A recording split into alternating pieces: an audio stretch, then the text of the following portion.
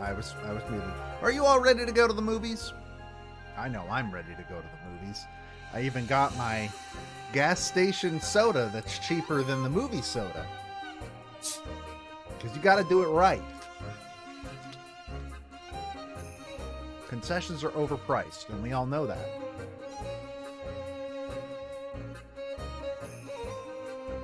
Anyways, are we all ready to puzzles? Alright. The story so far. Katrielle and company head for the famous Savoy Theatre in London's West End for the premiere of Maverick D. Rector's new film, A Naval Advance, No Sub for Love. And who do they spot among the crowd of cinema goers but Scotland Yard's famous profiler, Emiliana Perfetti? I don't remember us seeing her. We got some more fashion farthings, but we don't got to change today because Kat's already done it for us in story, in universe. And her outfit is damn good. Who am I to reverse the decisions of Miss Katrielle Layton? Katrielle? What are you doing here? Ernest won tickets to see some lovey-dovey film or other, so I decided to come along with him. But the question is, what are you doing here, Emiliana? Has there been an incident? No, I am not here on police business. I've come to see the film as well. Oh, I didn't realize you were a film buff. Well, I wouldn't describe myself as a buff, exactly, but I enjoy the change of pace. Profiling all day demands a huge amount of concentration. But the only people here tonight are either involved in the production, VIPs, or they won tickets like I did. So I presume that means you entered the prize draw as well, did you? Ah, va bene, sì, I entered the prize draw. So what? That doesn't make me a film buff. I just entered the draw because I felt like it and happened to win.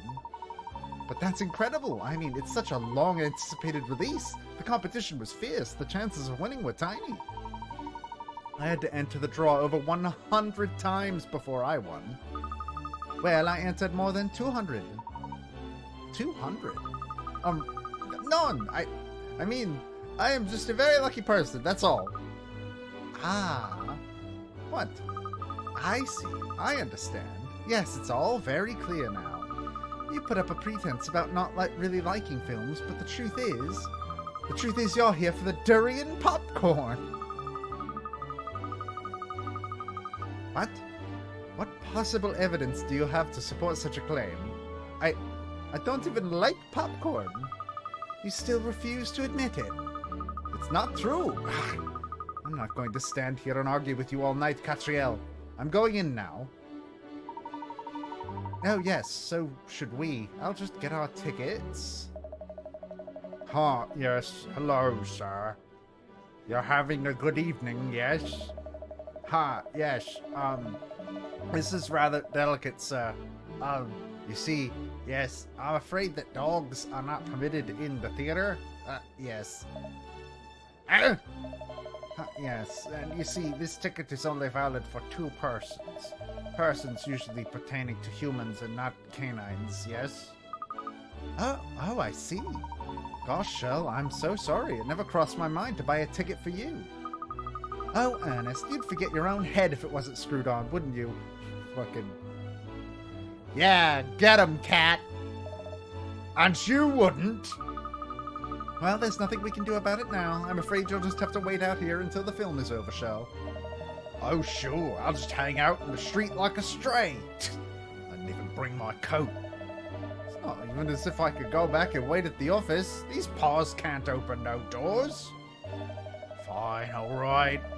I'll wait here. Just do me a favor and don't watch all the ending credits.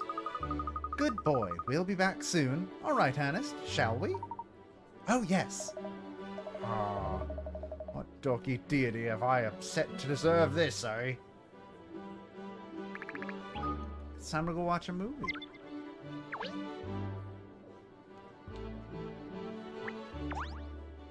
It's okay, Cheryl. This is a rough deal. I'm so bored. Come on, Katniss. How long are you gonna leave me out here? At least they didn't tie me to a drain pipe. Katniss? Is he using a fucking ship name for people that he lives with? The sign must be visible from a long way off. It's enormous and covered in lights. Just looking at the sign is a real thrill. Oh, I'm so excited. Wow, Cheryl doesn't even get to be part of that. Poor dude. Ah, the neon lights. London's West End has such energy. Perhaps some tasteful neon would be a welcome addition to the door above the agency. I would definitely go to a, It's certainly an impressive place, the Savoy, isn't it? No wonder they call it the heart of cinema. It's such a delight to be able to come to this spiffing theater with you, miss. Spiffing. They invented English.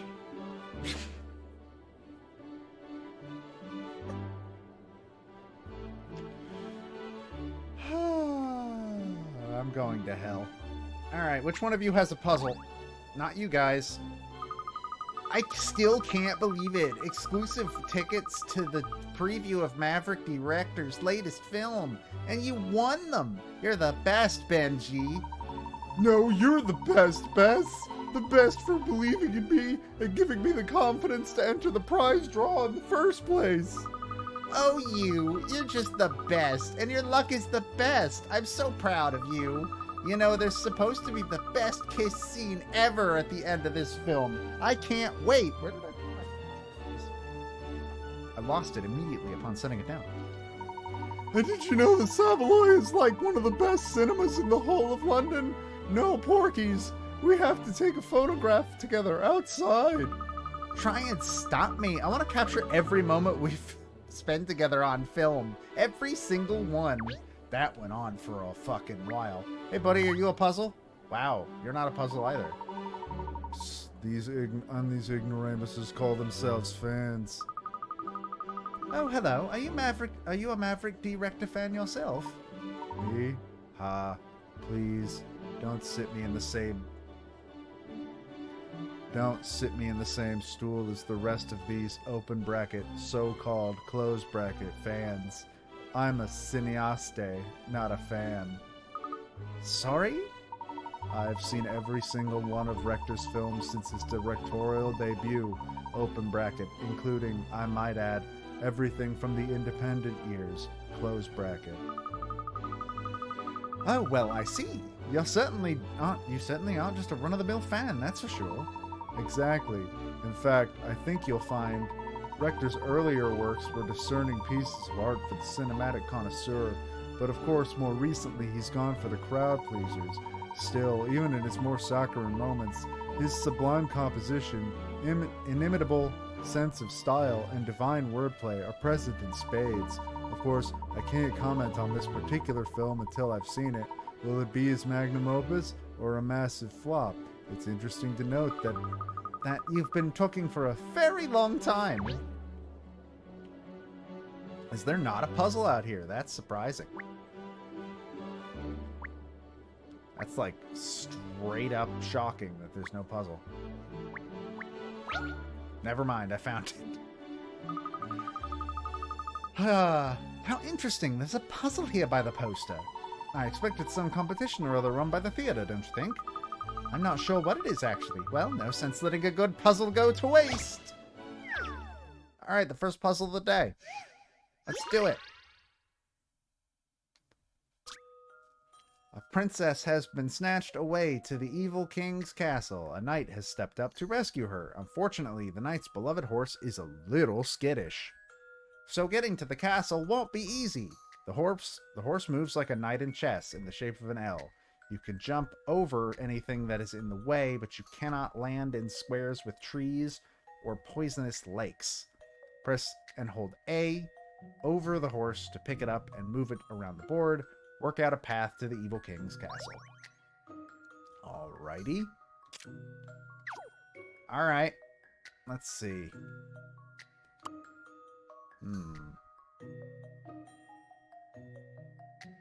No, that one wouldn't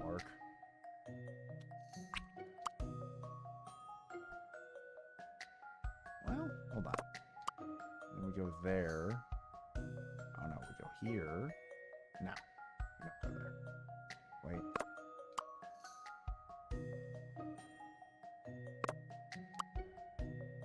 Nope. That is incorrect.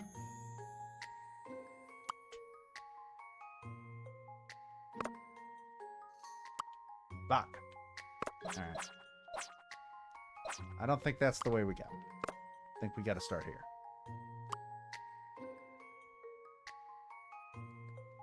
If we put it there... Nope. Nope, that's not what I meant to hit. Nope. Also, I don't want to do that. That's a dumb move.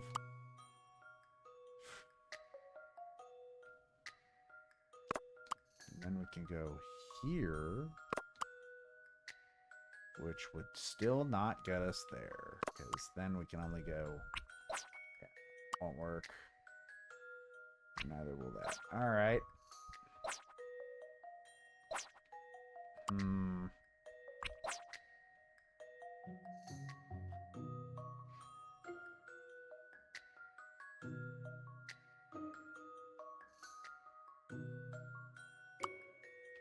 I think starting here is the right move. The question is, where after that? No. God damn it, I keep hitting B on accident. And if we go... No. Yeah, no. What about here? No. Shit. Alright. We meet again, brain think. My nemesis. The only thing I fear more than fear itself. Then... Wait, no, that won't. Nope. None of those work out either. Damn it. Wait. Haha! This Puzzle. should do it, I think. And that's how it's done. Yay! Pick her up. Alright, there we go. That's the first puzzle of the day. We've done it. The princess has been rescued, although your beloved horse seems to have carried her away. Bad luck, brave knight, and keep up the good fight. See if you can complete the challenge in 6 steps. I did. I actually did. There, I've solved it now. I was wondering, miss, perhaps we could go see a film together sometime. I mean, just the 2 of us. The 2 of what? Sorry, I wasn't listening. Oh, nothing, miss. Figured I said anything. Ha-ha! Fucking roast him, cat.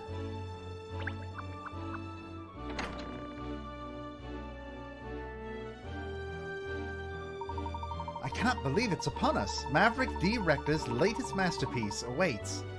I'm beside myself with anticipation, Miss Layton. I really am. Why does Twitch put this as a strategy game? Or an RPG? What is happening? Ernest, this no sub for love film. It's a romance story, is it? You've only just worked that out? Well, yes, it's a romance, but it's so much more than that, miss. Actually, you can't pigeonhole Rector's work. It transcends genres. Fuck you. Shut up. Shut up, Ernest. Cat, I want you to shove Ernest in a fucking locker. This is my favorite strategy RPG. I mean, I guess. Like, sure. The strategy of make Ernest feel as bad as humanly possible. You see, miss, Rector used to direct cult B movies. He had quite a following of diehard fans even then. I think it must have been his attention to detail. I mean, really, he was a complete perfectionist. But he somehow never managed to appeal to Joe Public. Then about 10 years ago, he started to move into more mainstream genres. Romance stories and so on. And that's when he started to become more popular, by appealing to a wider audience. Now he's regarded as one of the greatest directors of our time. His films are always highly anticipated. I must say, I've always thought his films were capital. I've been a huge fan even since his cult B-movie days. My all-time favorite has to be Wall-O. Wall-O, the mud-bathing robot hippo on a mudless post-apocalyptic Earth. That needs to be a real movie. Pixar, we have your WALL-E sequel. Get level 5 on the horn. I see. So you're a fan of Mr. Rector's films, are you, Emiliana? Well, of course. I think he is a fantastic director. But no, I'm more interested in the actors in this film. Oh, you mean Leonardo DiCaprio? Holy shit! This is a good localization.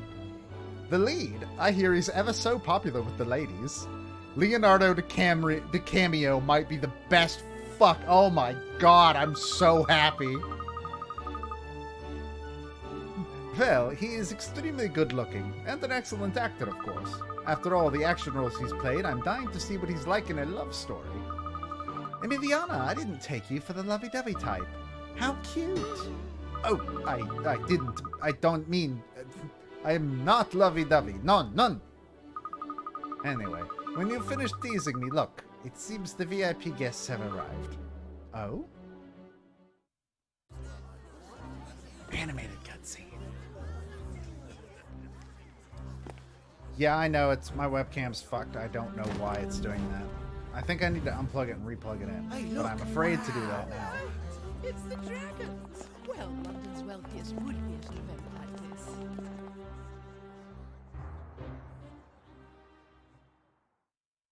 Maybe if I just, like... Hold on. Hold on. Let's try this. What if I just... deactivate... reactivate... Let me know if it's still happening. It may end up that I need to unplug and replug in my webcam. It was happening yesterday, too. Or not yesterday, on Thursday, when I played The Luigi's Mansion. Every one of them looks very well off. Who are they all?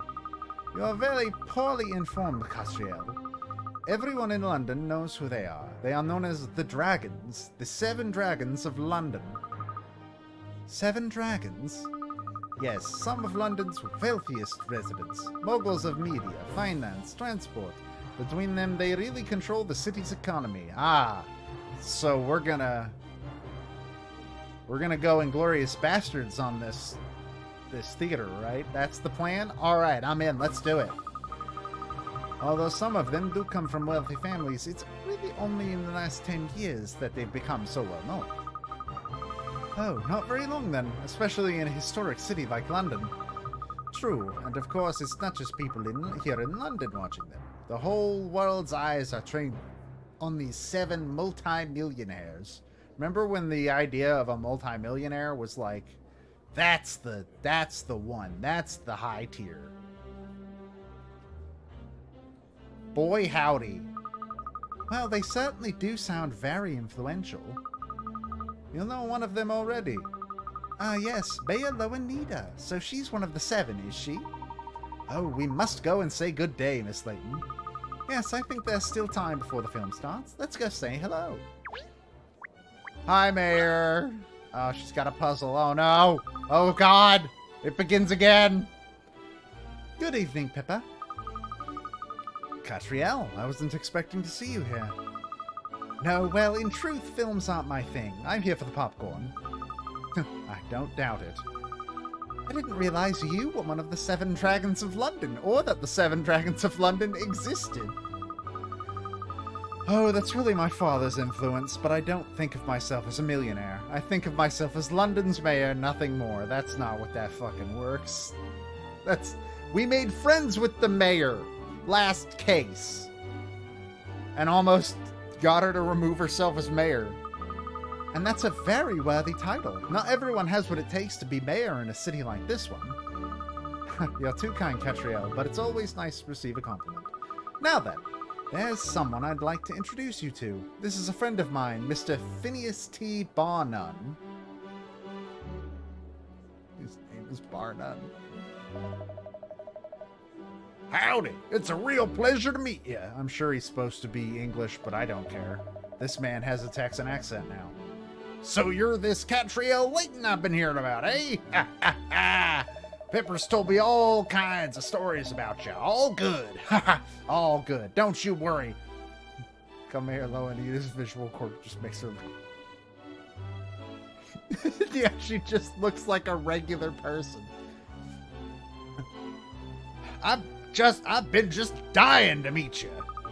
Well, it's an honor to meet you too, Mr. Barnum. You're on the VIP guest list, I presume.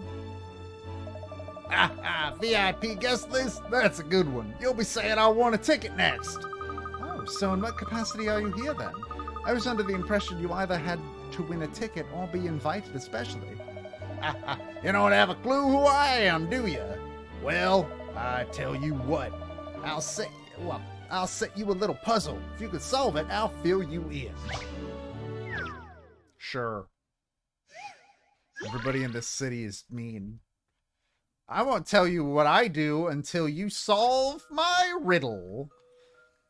You've decided to visit a fabulous fortune teller, but it turns out you can decide your own fate with a little bit of brain power. If you can stack all the cards onto the discard pile, you'll have good luck. The only rule is that you must either follow number or suit when placing a card on the pile. So get stacking and take control of your own destiny. Are we just playing... Are we just playing one player Uno? I guess that one? And we can also do...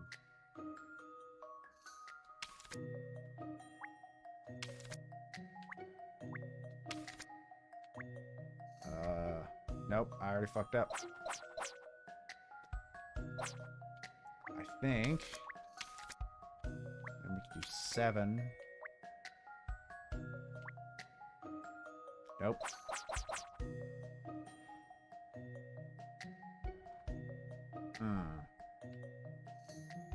What if we do...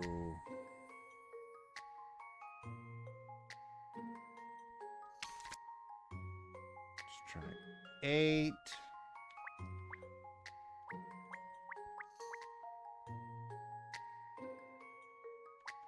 We can do 6. And then that. 6. 3. Ah, got it. 3. 7. 7. 4. Got it. This is an interesting one. And that's how it's done. The swirling mists of your future are clearing. I see a heart card. You are about to find love. Somehow, I think I just got scammed. I've solved 20 puzzles. And I've acquired the recipe for garlic soup. They told me you were good at puzzles, and they were right. Sorry, I wasn't trying to test you or nothing. I just wanted to see it with my own eyes. See, I'm a big fan of detective work. The point was that you were supposed to be able to do it yourself. Is the garlic soup relevant to our identity? Probably not. Well, I hope I didn't disappoint you. On the contrary. So, we had a deal, didn't we? Now, let me tell you all about it. I'm the manager of the Savoy, you see. Savoy being the greatest darn theater in the West End, bar none. I'm the one who's put on this screening. Oh, you mean you own the Savoy? That's right. Now I hear you blew Pip's little festival plot out of the water. I was wondering what kind of girl you were, and now I see. Mighty fine. Well, I hope you enjoy the show. He's definitely supposed to have like a Texan accent, right? Like, I'm not just reading into that too much. Like, they've written him as if he's supposed to have a... That's weird. After all, if it tanks, I won't make any money out of it, will I? This man is Doug Dimmadome. Doug Dimmadome? Owner of the Dimsdale Dimmadome?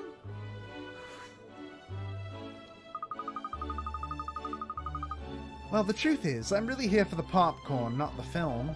Ah, the all-new durian flavor, you mean? Haha, you know, I came up with that myself. Yeah, he needs about 5 more hats before he gets anywhere near Dimmadome levels, but he could be close. Yeah, we're here for durian popcorn. What about it? Kat knows what she wants. You have to keep thinking of new ideas if you want your customers to keep coming back, right? I just let Pip try it, as it happens. Not her cup of tea at all. I see, you're involved in all aspects of the business. How interesting. Well, that popcorn certainly has a unique flavor. Perhaps a little too unique. A good example of effort not necessarily producing results. I'll judge that for myself, I think. Now, where do you get it? It's on sale at the kiosk back there. Show them your coupon and they'll give you a tub. Ah, look, that's old Dudley over by the kiosk there. Madame Doublé to you. You should introduce yourself. Madame Doublé? Is she another of the 7 dragons?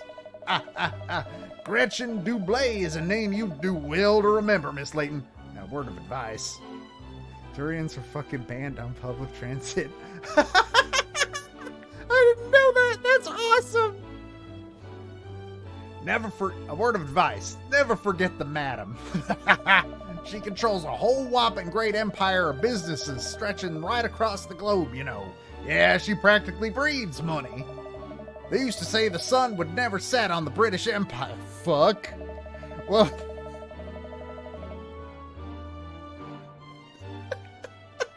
well, if that metaphor holds any water at all, Madame Doublé would be the sun. What the fuck does that mean?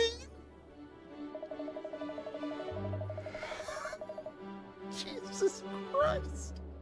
She's the glue that holds us all together. The mother dragon, you could say. I see. Well, she certainly sounds larger than life. If you want your detective agency to have any chance of success, it would be a wise move to befriend Madame Doublé, Katrielle. I suppose detective work does rely on maintaining good relations with people, it's true. I could just say hello while I queue up for my popcorn. Well, you queue up for your popcorn. You really haven't grasped how important she is, have you? Kat knows one thing, and that is food. She's a woman after my own heart. Where are the hint coins?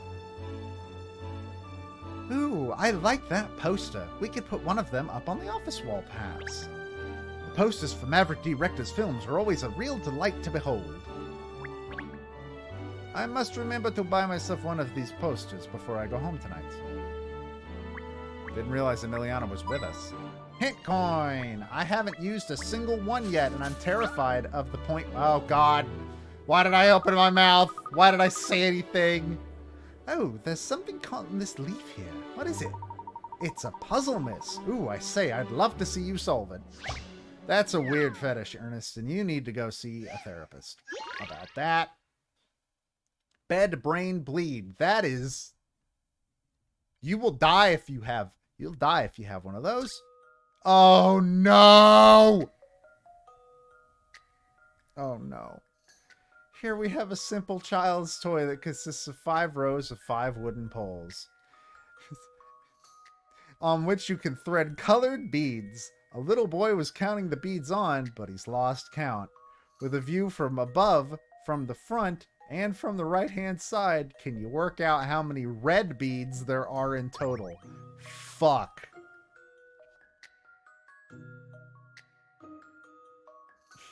Oh, no. Oh, no! Oh, God! Oh, we're so fucked. Step 1, open up Blender.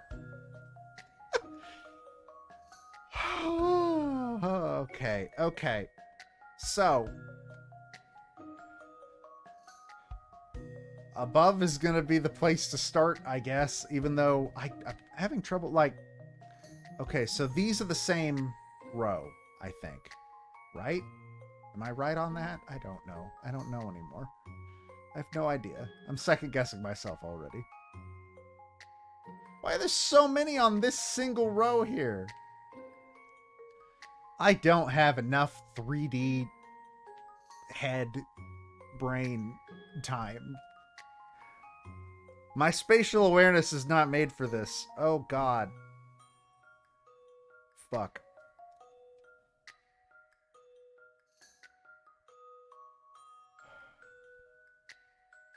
That's there's a scrap of paper.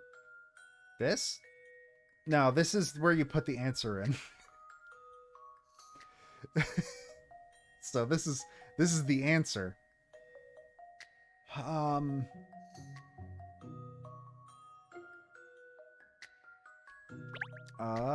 No, there is a memo option.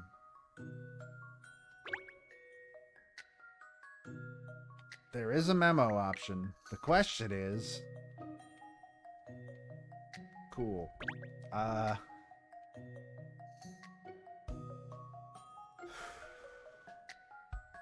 Okay, so if you're looking from above, then this is the right side. Which means... What does it mean? I don't know. Oh god, I'm so scared. Got an idea of how to approach this. Hit me. I'm open for anything. This is a lot. Draw a cube on the memo.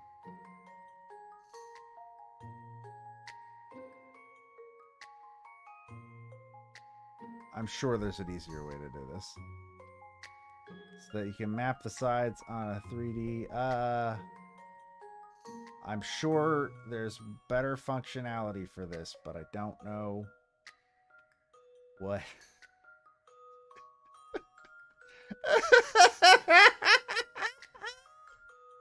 Oh, this function was definitely made with the idea that you had a stylus on a DS or your finger on a phone. Look at my beautiful cube. There it is.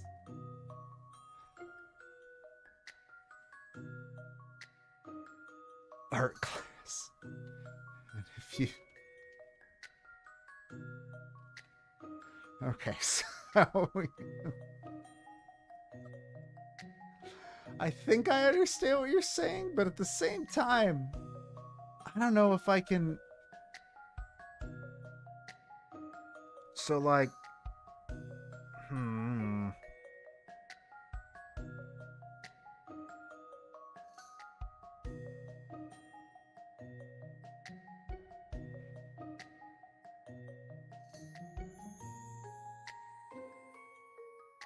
Fuck. Well, we know that one of these has 3 reds. So this one has 3 reds at the very least. And this only has 1 because it's blocked by the... Wait, what? Wait, hold on, what? No?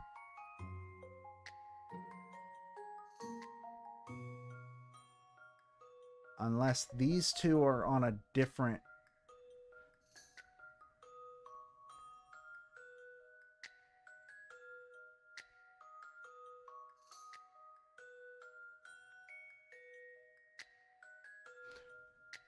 Give me 1 second, actually. I need to go take care of something real quick. I forgot that I'm supposed to do something real quick. I will be right back.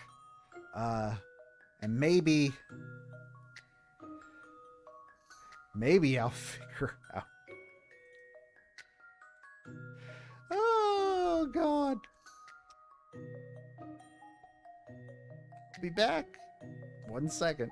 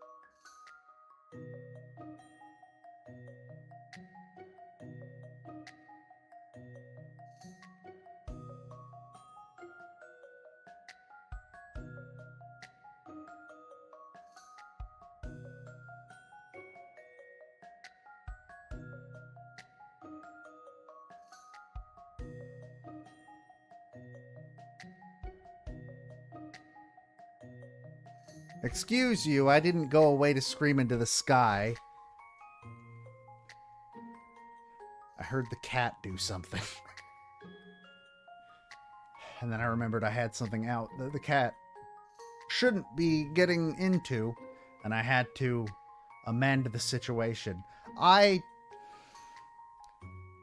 So luckily... Wait, what the fuck? Oh, it's just a redo. Oh, I could change the... No! I didn't want to do that. No. We could technically skip this puzzle if we wanted.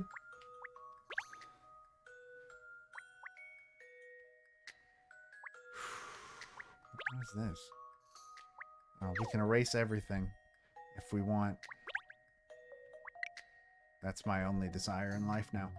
Okay. So hold on. The above one gives us an idea of how many pegs have beads on them. Why isn't there an option to just turn it upside down, dump them all off, and then count all the reds? That seems like it would work to me. So for instance, there's only one here.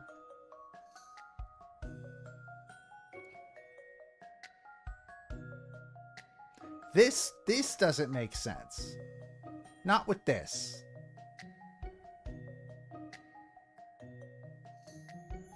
Like, this genuinely doesn't make sense, these two rows being there.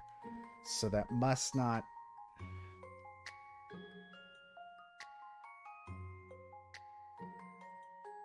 What?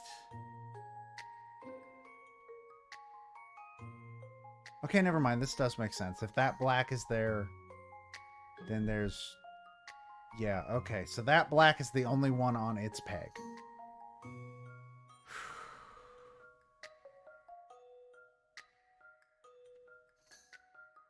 Except that's not the... Oh my god.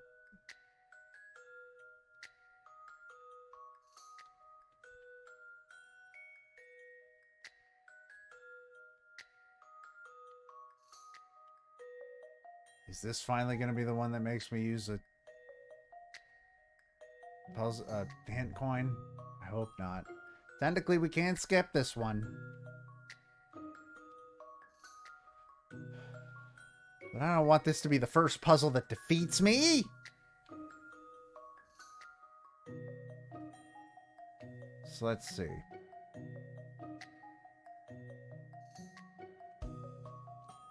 So from the top, hold on. From the top,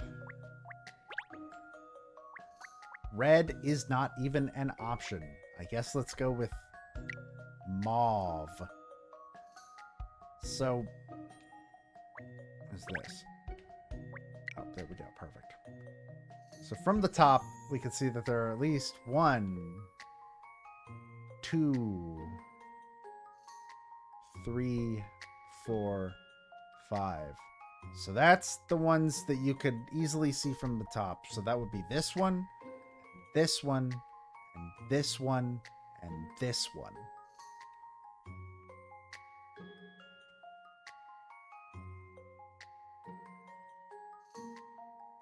I think.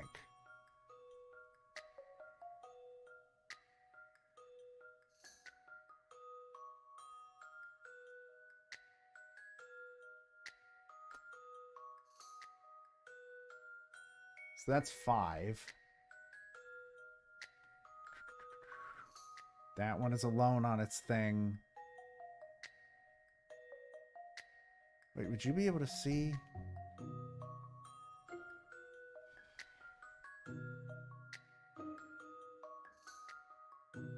What?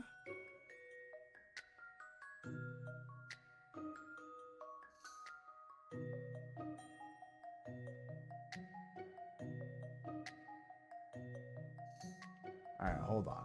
So, we got the 5 on top. There's at least one more there. And there's one more, at least one more there. But I'm going to assume that these two are here, which means there's one more. And then these two. So there's one more there, I think.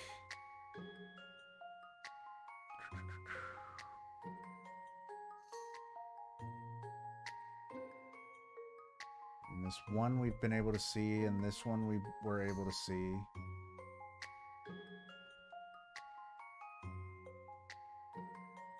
And then one more. So hold on. What's my guess now? It's 1, 2, 3, 4, 5, 6, 7, 8, 9, 10.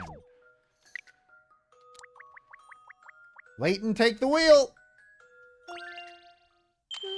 This should do it, I think. Damn it! What's the matter with me today? Fuck.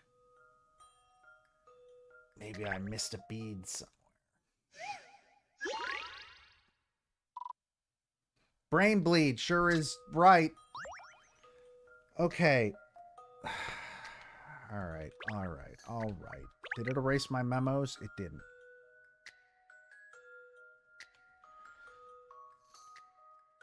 So we know for a fact there are 5 there, and that's this, this, this, and this.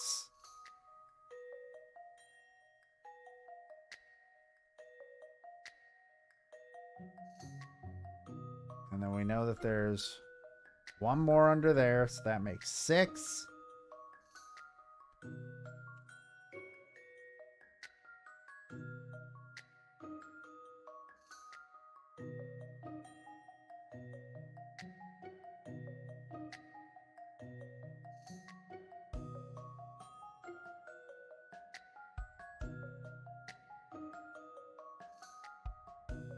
Still coming up with 10.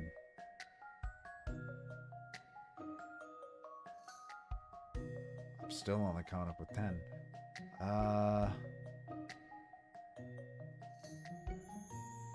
So this would be this one? Right? And I think that means that I should open up ready to open Blender.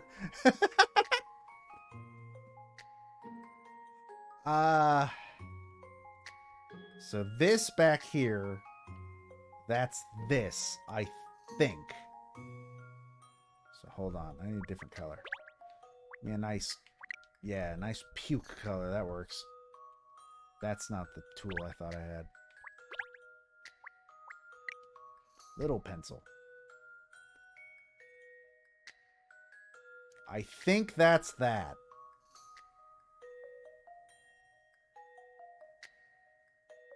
In fact, it has to be that, because it's the only one in the back. So we know for a fact that there are at least 2. Can you even see this one from back there?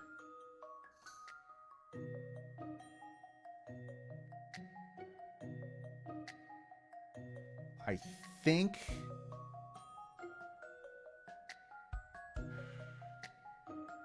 There's no one that shows black on its own.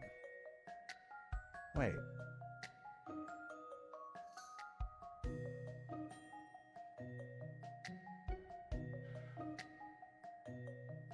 Hey, I enjoy this one.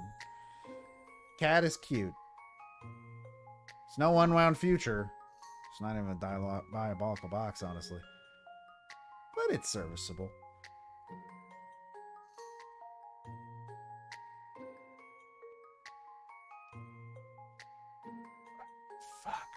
I don't know what I'm doing. I don't know what I'm doing. Oh, no. Oh, I'm so dumb. Wait. Wait, what? Hold on. How are these 2 single beads? Does that... What?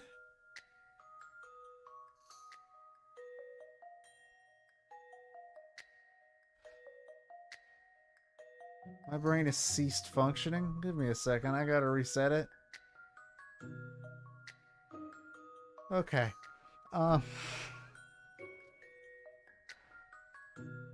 Is this gonna be the first one that makes me play it? That makes me use a hint coin? Am I really gonna have to go that far? Yep, let's do it. Fuck it. I have 57 hint coins and haven't used a single one yet. Try counting the red beads in each view of the toy. Really? Count them. Thanks for the fucking hint. The most red beads you can see from any one particular view is 8. So far from the right-hand side, that means there must be at least 8 red beads. The question is, how many more red beads are there that you can't see from the right-hand side? I thought I already solved that part. So, like, you can see 8 from here. And we knew it was at least 8 because the guess we just did was 10.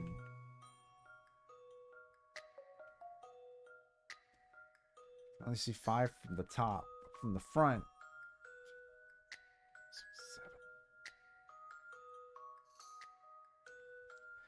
Still trying to figure out how the fuck is that? How are those? Why? What is life? What did I do to get myself here? Other than agree to stream a Professor Layton game despite knowing I'm an idiot.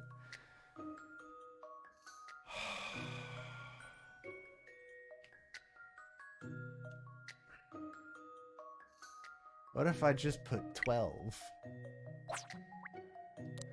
What if it's 12? Fuck, we're not getting the total amount of Pickerots yet.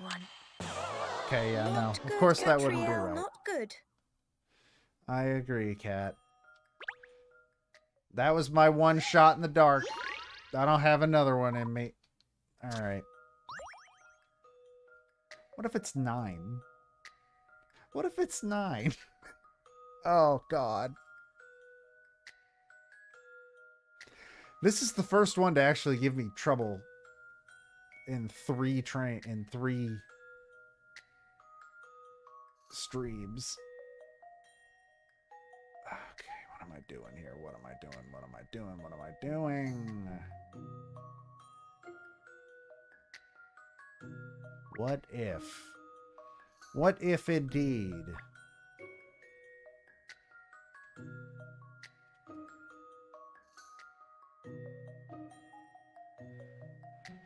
This requires so much more spatial reasoning than I have.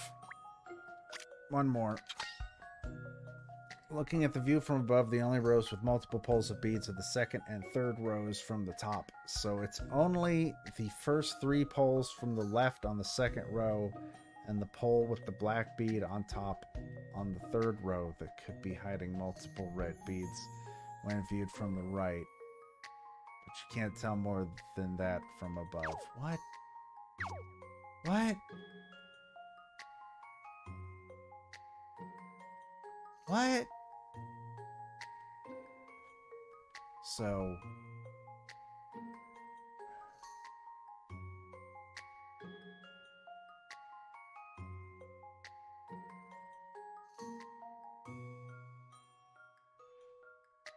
Oh my god, I'm dying. I'm gonna die. Wait. Okay. So this is this one back here. Which means that this is the same one as well. So there's 3 there.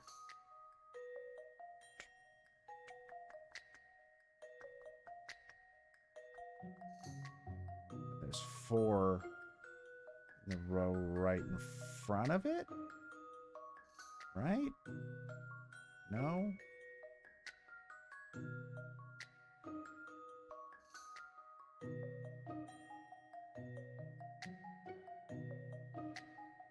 Why did I decide to do this? Why was this the stream I decided I wanted to do? I could have done literally anything. And I decided to show how bad I am at logic puzzles. Okay. So this is the only one with these 2 are the only ones with multiple piles. These 2 rows. And this one is all the way at the back. And then I think this black here is just on its own. Right there. So that's 2.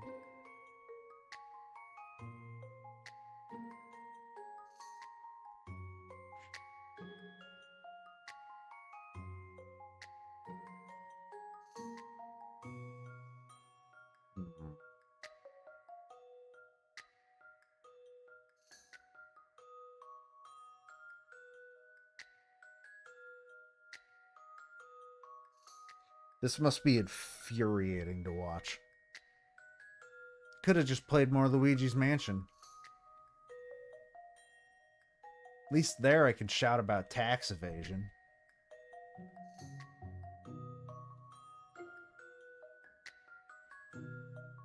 Okay, so here I think there's 3. There's just 3. Right? Right?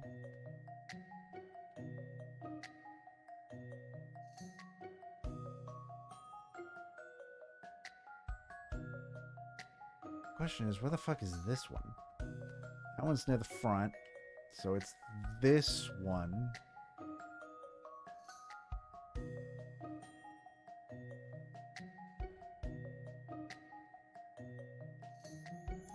So this has 3 specifically.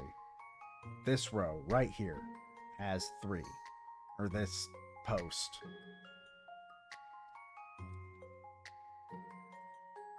And then there's no red there, but there's 1 here.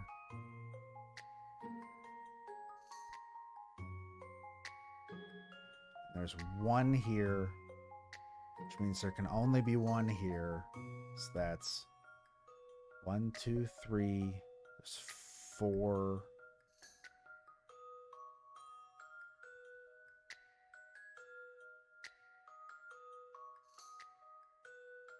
Right here is 5, right? No, incorrect. Yeah, 5. There's nothing there. 6. Nothing there. 7. 8. 9.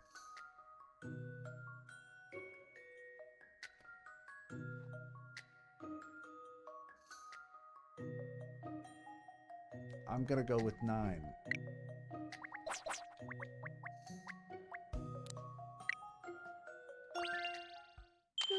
This should do it, I think. Any mystery or any puzzle solved.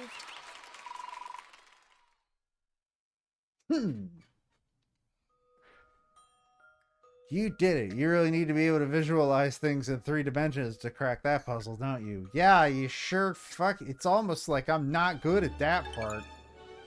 How do I dress myself in the morning? There, I showed that puzzle who's boss, didn't I? I must say, it's an unusual place to find one. Perhaps it's here to entertain people while they're waiting for the film to start. No, Ernest. It's just that nobody wants to talk to you. And that's why it seems like people are solving puzzles while in line for the movie. It's just because you suck.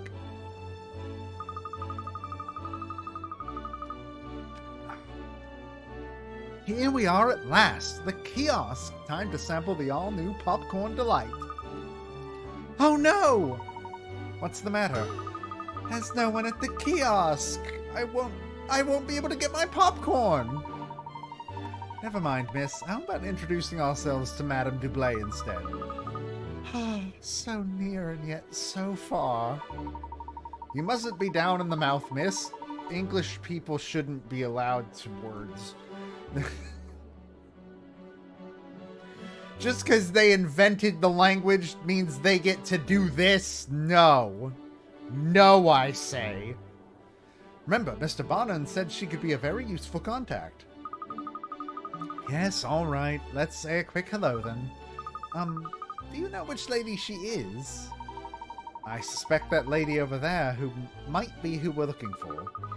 Yes, I think you might be right. She certainly stands out as being affluent. What other lady? This one?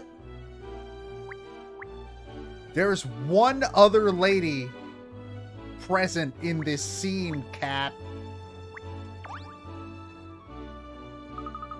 Excuse me. You wouldn't happen to be Madame Dublé, would you? Indeed I would. And you are? I'm Katrielle Layton from the Layton Detective Agency. I feel like I've used that name for somebody already. Whatever. It's a pleasure to meet you, Madam. Oh, the Layton Detective Agency, you say? Now, where have I heard that name before? Ah, you must be the famous Herschel Layton's daughter, are you? How is the professor? Is he in good health? I think so? You think so? Well, no. I mean, he's very well. Yes, thank you. I'll be sure to mention to him that I met you. Yes, please do. Tell him I should very much like to meet when he's next available. I wish I could. Goodness, it's nearly time for the show. I promised myself a little tipple before it begins. Do excuse me. What? A little what? Why aren't your pearls 3D objects? Her pearls are 2D textures.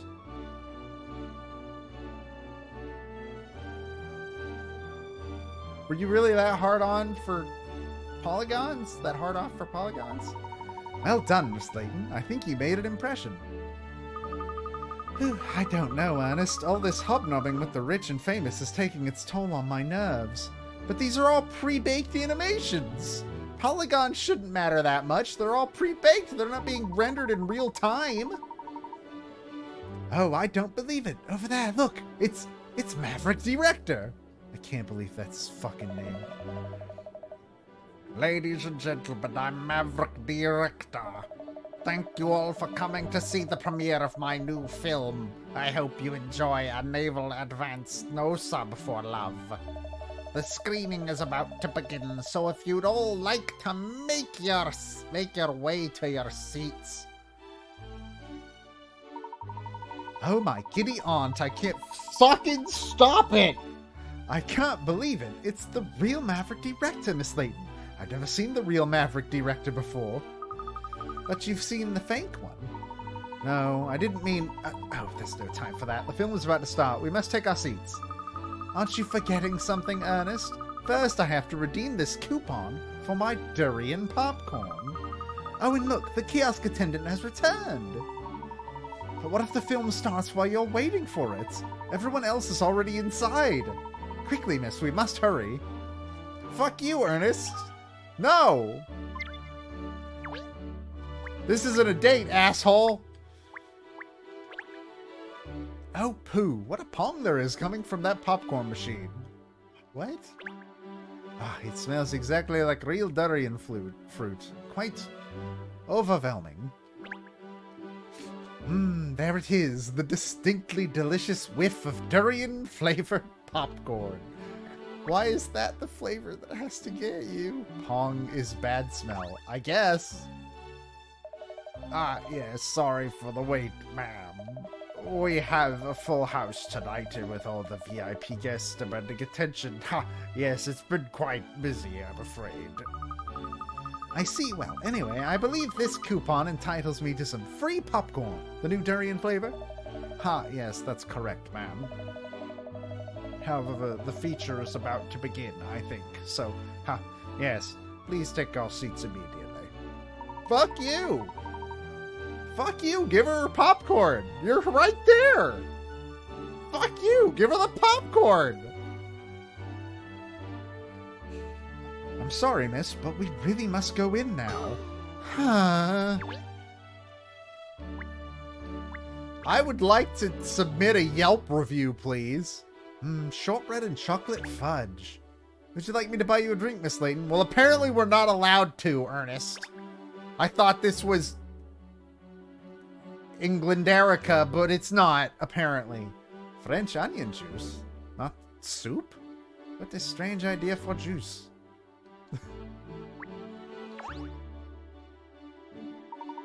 Ah, splendid. That's lubricated the passageways nicely.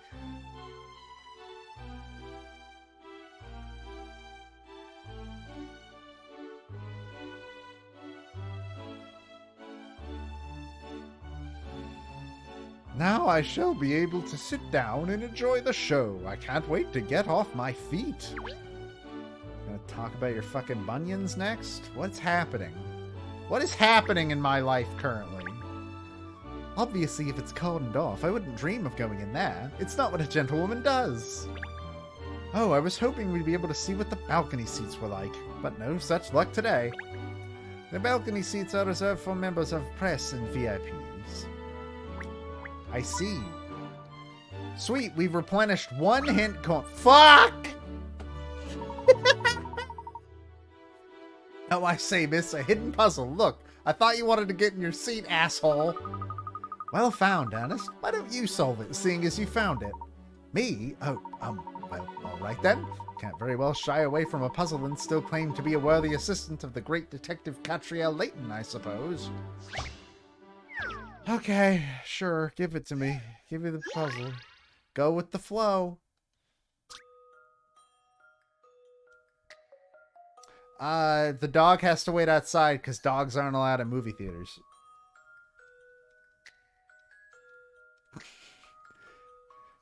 There's some juice vats are connected up as shown. There's a 2-liter, 3-liter, 4-liter, and 5-liter vat in the system.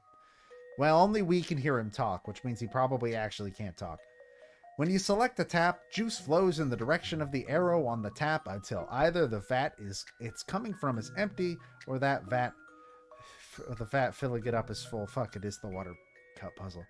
Divide the juice so that the 2 tanks on the left are full exactly to the red line marks. Oh no. Okay, there's 3. 2. The juice.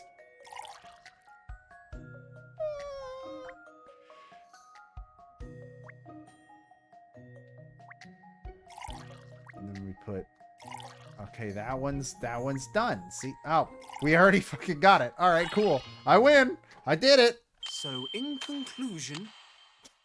Okay. Still no patch on Miss Layton, of course. That was way fucking easier than I expected it to be. All right, that's fine. Whatever, it's fine. What a relief. The juice is where it needs to be, and all's right with the world. He's not a bartender. See? Look, there's a child.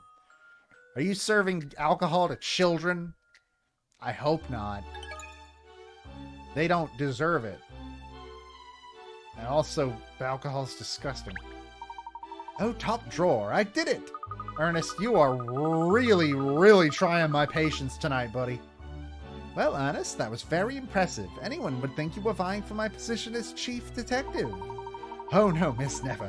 I'm quite content as your assistant. More than quite content. Very content. Extremely content. Please step on me. Wait, you didn't hear that, did you? I said that was not meant to be said out loud. Anyways, let's go watch a movie.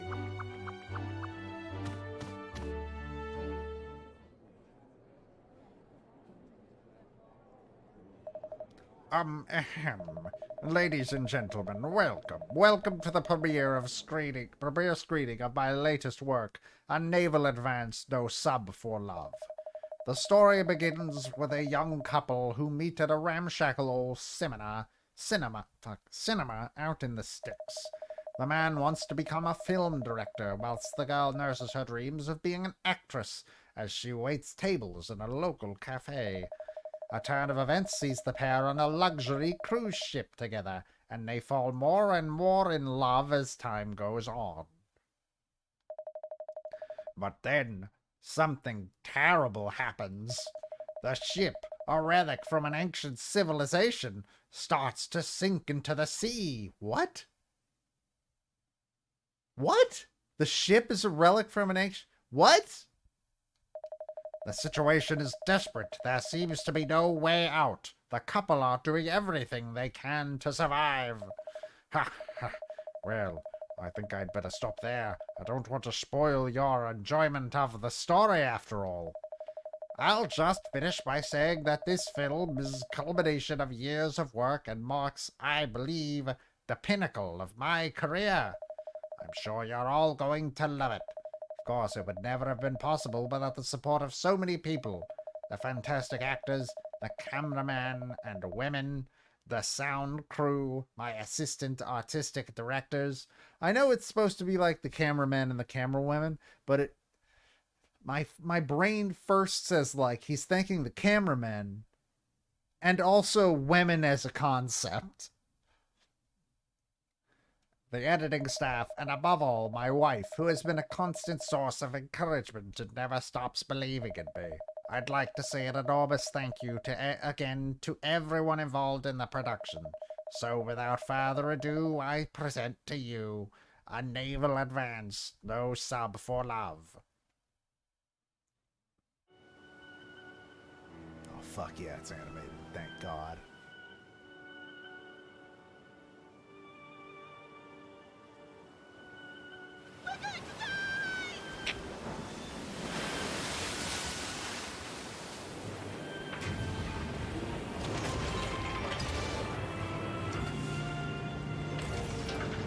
What?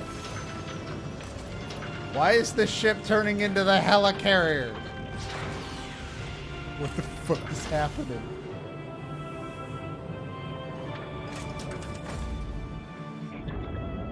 Oh, the ship is a submarine.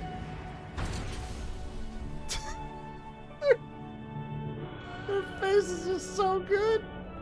They're so good. Look at their fucking faces. Look at this submarine. This is where all the game's budget went, baby. It made this CG submarine that looks like it belongs on a PS2 FMV. All the money.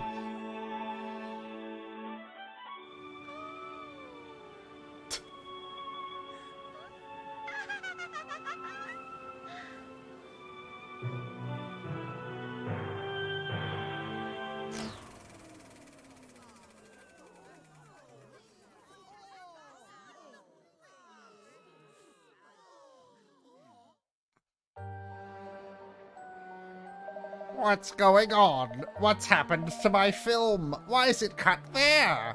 This isn't right. The last scene, the kiss scene, the big finale. Someone's stolen it. That's definitely the first fucking place your brain could go. Excuse me, Mr. Barnum. Has everyone left now? Yep, that's the end of that. We've had to cancel the screening, so I sent everyone home. You're a friend of Miss Layton's now, aren't you? Well, I'm not sure if friend is the right word, but, well, I'm Emiliana Perfetti. I'm a case analyst and profiler at Scotland Yard. This theft of the climactic scene of the film is a very serious offense. No, it's not. If you don't mind, I'd like to ask you some questions about it. Yes, could you tell us what you know about the events leading up to the discovery of the missing scene?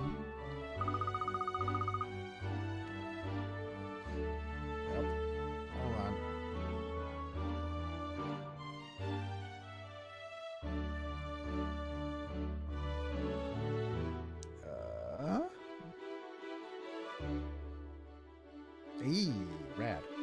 Okay. Katrielle, what are you still doing here? And why is that hound with you? Aye. Well, everyone else has left now, so I thought Shell could help sniff out clues. We don't need any sniffing around here. Keep your dog and your dog's nose out of business that doesn't concern you. But it does concern us. Mr. Barnum personally requested I stay and help. You bet I did. Talk about luck, having a Scotland Yard officer and a private eye on site. Ha ha! Anyway, I'd like to ask both of you to help figure out what happened here. Who the heck cut that kiss scene out of the film, huh? If anyone can solve this case, it's the woman who figured out the Riverside Festival shenanigans. Ha ha ha! Isn't that right, Katrielle? You'll take on the case, won't you? Well, I couldn't very well turn you down after that glowing praise, could I? Are you getting paid for these, Kat? You are getting paid, right? Like money's exchanging hands? Of course, I'll take on the case. Any mystery solved. That's my motto. Mr. Barnum, please, I'm more than capable of handling this case. Leave it to the experts at Scotland Yard. Now, I'm not saying I don't think you're a talented detective as well, Miss Perfetti. But a little competition should make you both work harder. Ha ha! Va bene. You'll soon see that I pinpoint the truth much more quickly than this so-called detective. Ha ha! That's the spirit. Good luck to both of you. Well, don't just stand around here chatting to me. You better be running along to get a statement from old Rector, hadn't you? Where is he now, do you know? Sure do. He's right over there, still totally dumbfounded. Poor guy. He put his heart and soul into that final kiss scene. It's kind of hard to understand why anyone would have done this, I must admit. Still, that's for you two ladies to figure it out, isn't it? Ha ha! Hey, buddy. You look great. My film, my magnum opus. Please, Mr. Rector, don't worry. I will personally track down the thief responsible for stealing that last scene. No, you won't, because I'll track down whoever did it first, Katrielle. Very professional, ladies. Very professional. It was perfect. I'd made every last detail perfect before I was willing to show it to the public, and now this!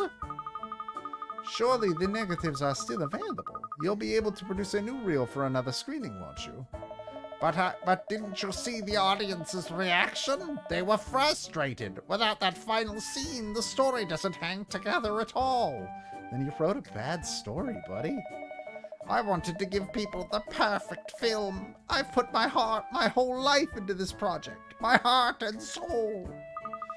We understand, Mr. Rector, but try not to let it get you down. I will track down the perpetrator, don't worry. Try not to let me get it down? Are you mad?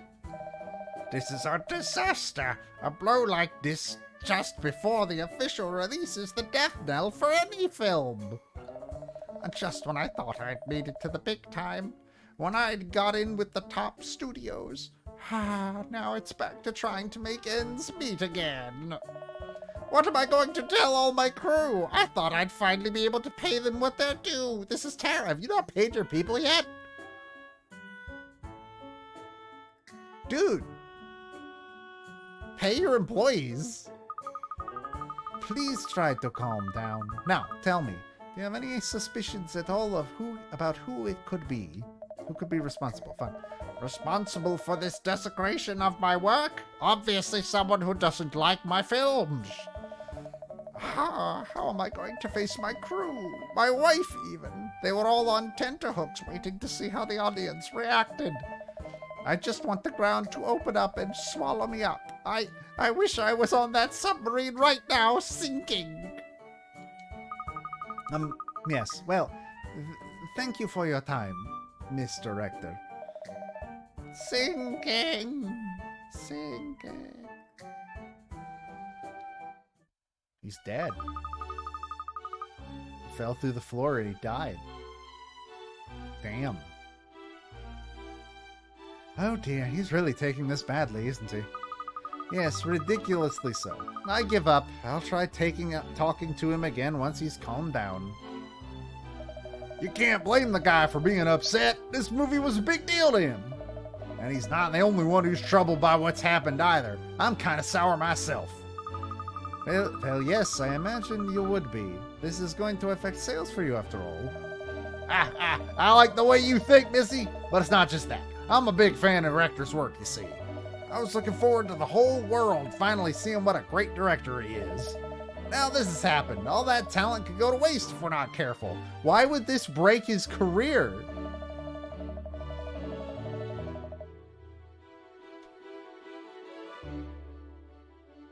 Is your career that fragile in Hollywood?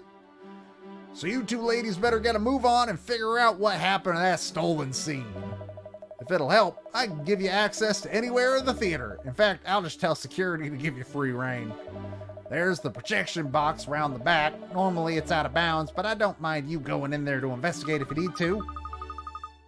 The projection box? Aha. Thank you, Mr. Bonham.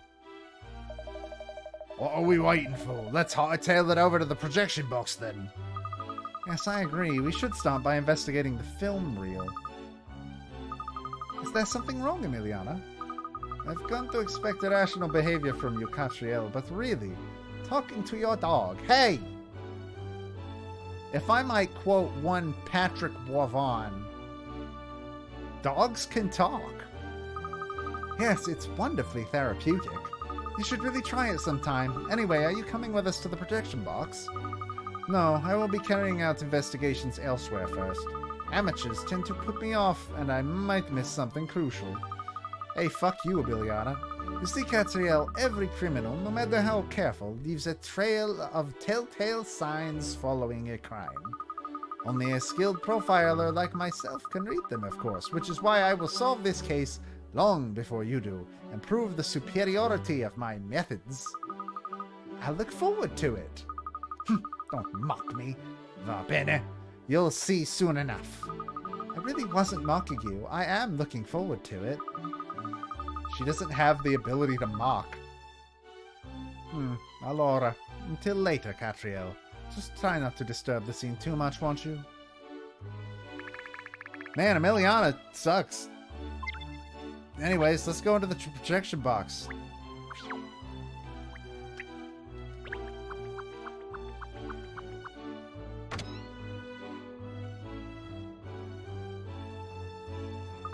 So this is what the inside of a projection box looks like. What a lot of machinery. Excuse me. Authorized personnel only in here, please. I'll have to ask you to leave. That's his voice now. Look at that man's face and tell me that's not what he sounds like. You can't. I wonder what this machine does. Stop. Don't touch Albertina. Albertina? Yes, Albertina. She's brand new. If you touch her, you could put her totally out of alignment. She's very cranky. Not like old Rosalind next to her there. She's much better behaved. Bulletproof she is. Albertina is delicate. Are you fucking the projectors? Is that legal? I guess there's no rule in the books that says a dog can't play basketball. Uh-oh. Wacko alert. This nut job's named all of his equipment. Albertina and Rosalind. What lovely names you've come up for your machines. Don't touch, please. I'm going to have to insist that you leave now. It's all right. Mr. Varnon gave us permission to investigate in here. Investigate? Sorry, I should have introduced myself. I'm Katrielle Layton of the Layton Detective Agency. These are my assistants, Ernest and Shell. Shell is a dog. We're investigating the disappearance of the final scene of No Sub for Love. Would you mind telling us who you are? I presume you're a member of the technical staff here at the theater. Oh yes, I'm Seymour Frames. I'm the Savaloy's projectionist. I see. And what do you do? Well, miss, the projectionist is responsible for setting up the film and controlling the equipment during screenings. I must say, it sounds like a rather spiffing job. Just think of all the films you'd get to see. Don't make light of it! Being a projectionist carries huge responsibility and demands incredible attention to detail. I have to keep a constant eye on the running of the film, fine-tune all the machines, and make sure the projector is in exactly the correct position at all times. There's never any downtime in my job. I have to spot all the motor cues and make sure I'm ready for the real changeovers as well. Golly, it sounds awfully complicated. It is, but I wouldn't have any other job. I'm happy in here, surrounded by my machines, but people always think it's a doodle, but it's not. It sounds like he's more interested in the machines than the films they're showing. Yes, I think we need to ask this Mr. Frames a few more questions.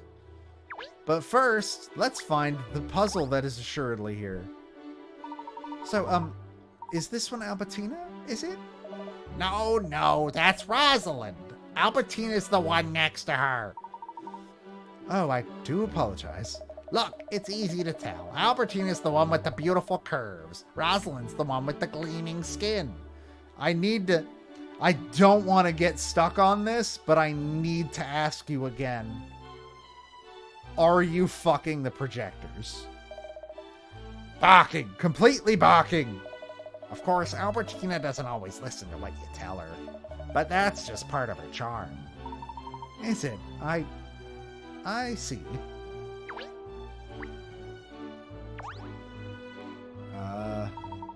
You really look after your machines, don't you, Mr. Frames? They're all gleaming. Of course I do. It's vital to ensure all the equipment in here is in perfect working order every single day. The Catherine sisters over there are no exception. The Catherine sisters? Assistants of yours, are they? I think, miss, that they're the names of the film reels. Oh, yes, I can see that now. The Catherine reels. What a good name for them. Do you think so? I'm afraid I don't see it. Hello? Oh, look, Miss Layton, there's a bird in this cage. It's a minor bird, I think. I thought it was a raven at first. Raven mad, like someone else in this room. Hurt, Cheryl? Leave it to the professionals. Miners are talking birds, aren't they? Yes, that's right. I bet he can say all kinds of things, can't he, Mr. Frames? Yeah, I've taught the Major quite a few words. Why don't... His name is Major Minor. Why don't you introduce yourself, Major? Come on, say hello. Hello, I'm the Major! Major Minor! Major Minor! He really does talk. So what? Minor birds do. Dogs, on the other hand, now that's something special. Would you mind if we tried to get him to say something? Sure, go ahead. He's pretty sharp. He'll probably talk for you. Oh, goody. Come along, miss. Let's try. This will be such a lark.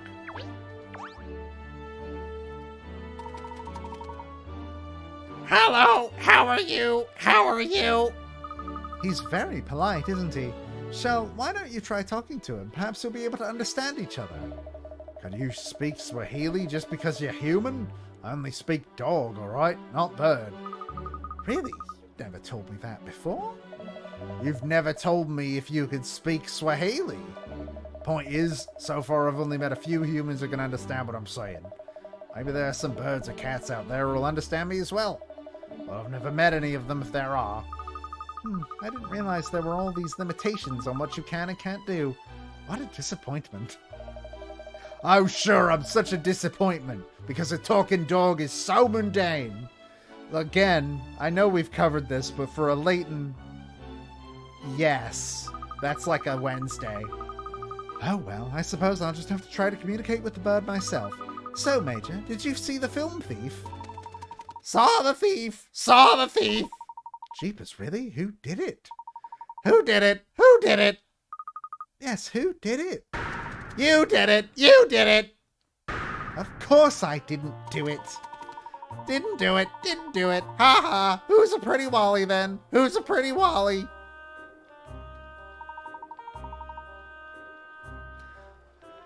Gosh, he even tells jokes. Amazing. Side splitting. I told you, the Major's very sharp. A genius, really. All right then, Major, if you're so sharp, understand when I explain what I'll do to you if you make fun of me again. Holy shit! Holy fucking shit! Cat just threatened to fucking kill a bird. Call the RSPB. Call the RSPB. Miss Layton, he's only a bird, remember. I know he talks like a human, but we really can't treat him like one. Major hunger. Major hunger. Popcorn. Popcorn. Sorry, Major. I'm all out of popcorn now. Oh, yes, of course! What is it, Miss Layton? Have you cracked it? Have you seen the heart of the case already? No, this is far more important than that. Oh, really? I forgot all about the new durian popcorn I wanted to try. Oh, I knew it.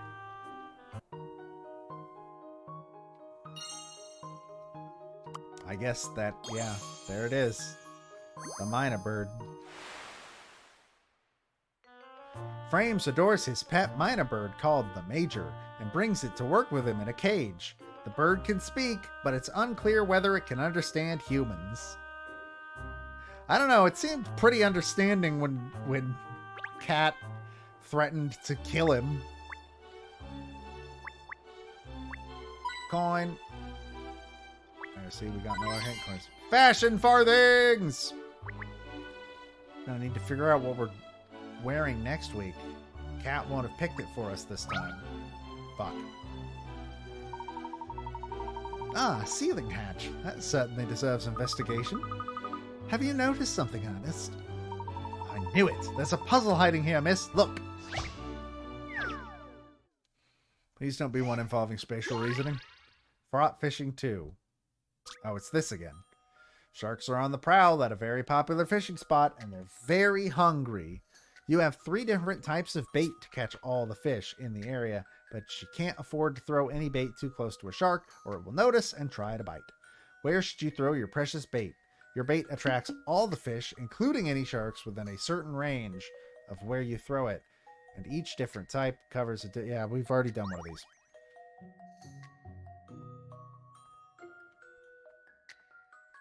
All right, so we got one of, hold on. Okay, that one does this. That one's the star pattern that we had last time. What's this one? This one's a square. Okay. And this one's just a small plus.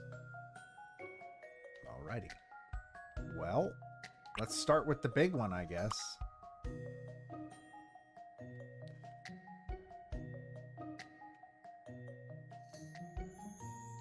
Sure, let's put that one there.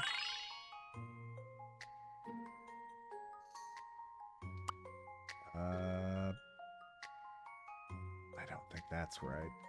I think we might have already fucked up. Why will it let me put it there? Oh, God, the shark.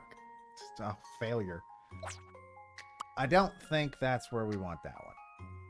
But what about right here?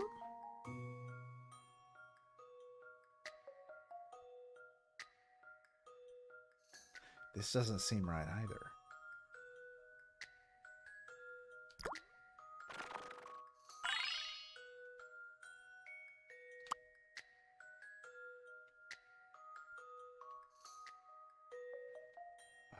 No, this doesn't seem right either.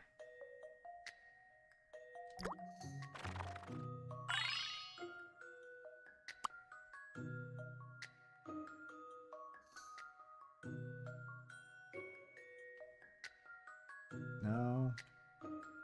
No. No, no, no, no.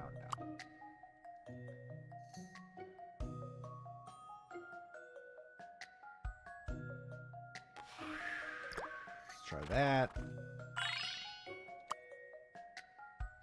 And then... ah, damn it. Fuck.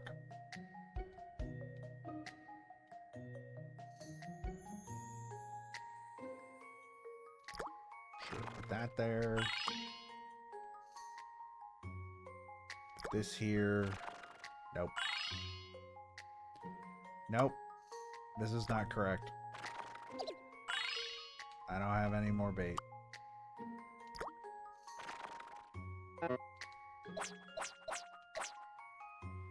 Okay. Surely I want to start with the big one, right? Like, that has to be correct. I mean, it doesn't have to be, I guess. Where's the best place to put this, though? Seems like this is. Well, no. Hold on. Hold on. What if I start with the square?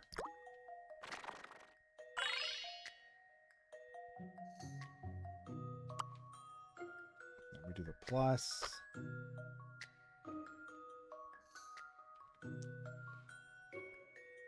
Ah, damn it.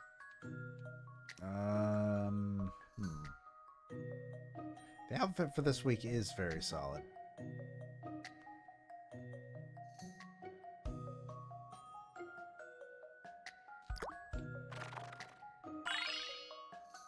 I don't think we got it.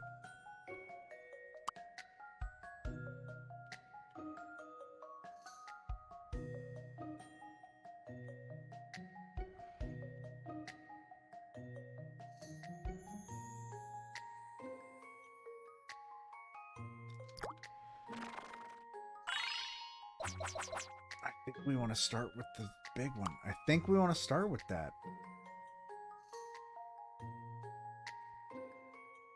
there has to be a way we can get more. I think this is the right way to go first.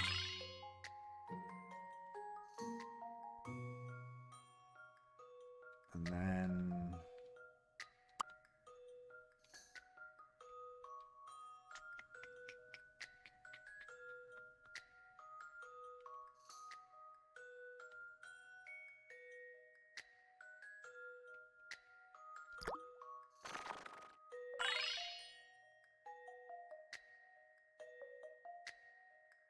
No, still not it.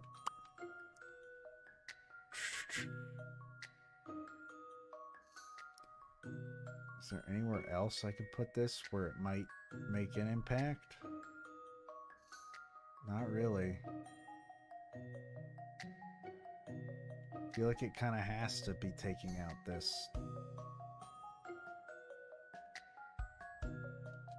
I feel like it has to be that one. And then this one. We can do...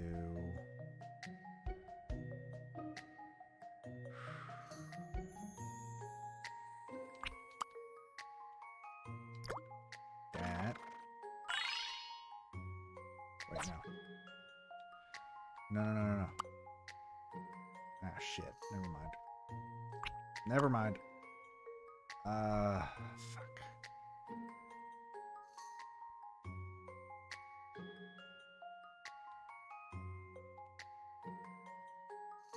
I don't think I have it. This ain't the one. This ain't the one. Nope.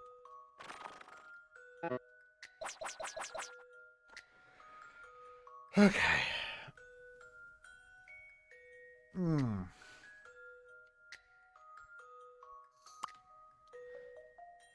It's like a weird double-edged sword that there are so many puzzles in this game that are like, no, it's impossible to, like, fail. Like, you can't get it wrong. But you still really gotta think about it.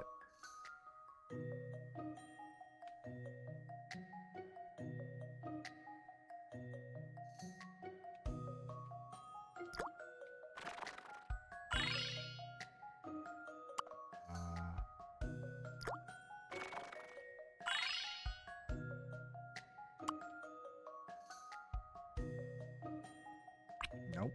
This is not it. I don't like the sound they make. Yep.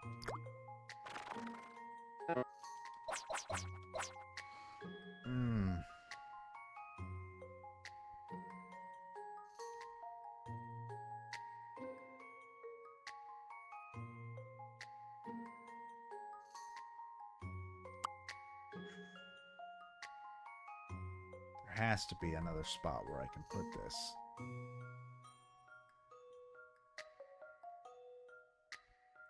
No, this seems like the best spot for this. What if we put it...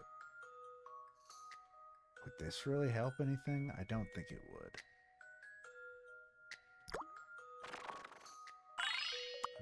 If we...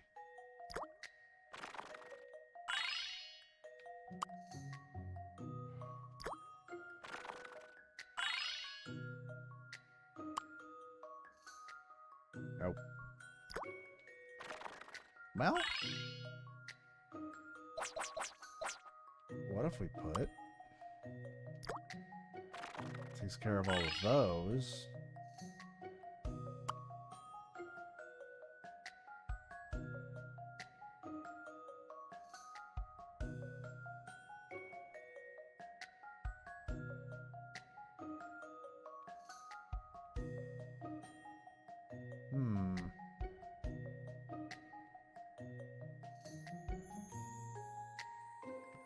This is a square one.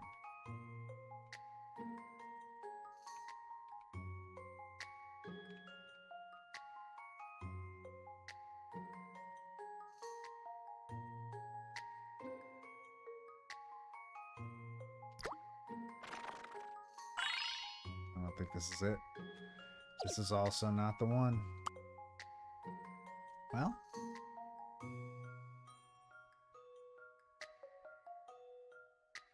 Yeah, no, this is not the one. But I think we're getting close. I think I'm getting close.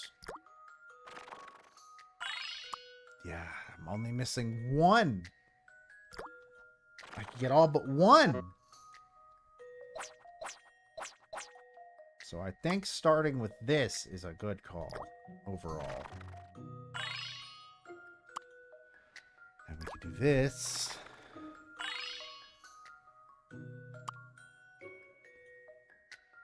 Don't really have a good way to get all those.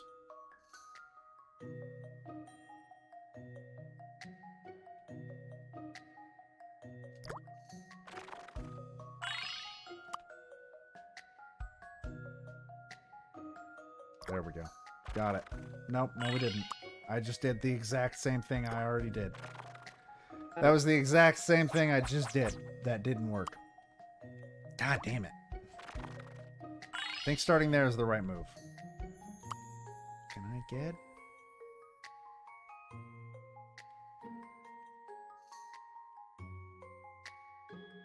What if...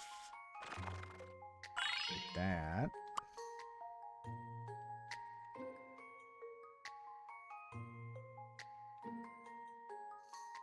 Shit. No. Because then we're still missing one. Damn it.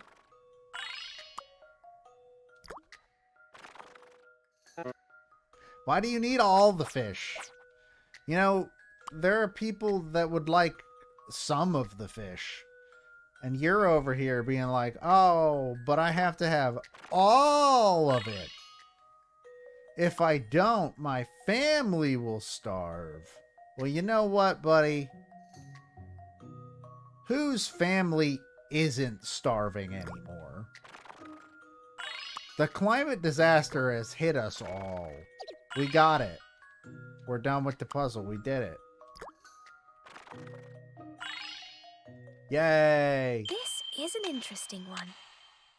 Any mystery or any puzzle solved. Why was that on a ceiling panel?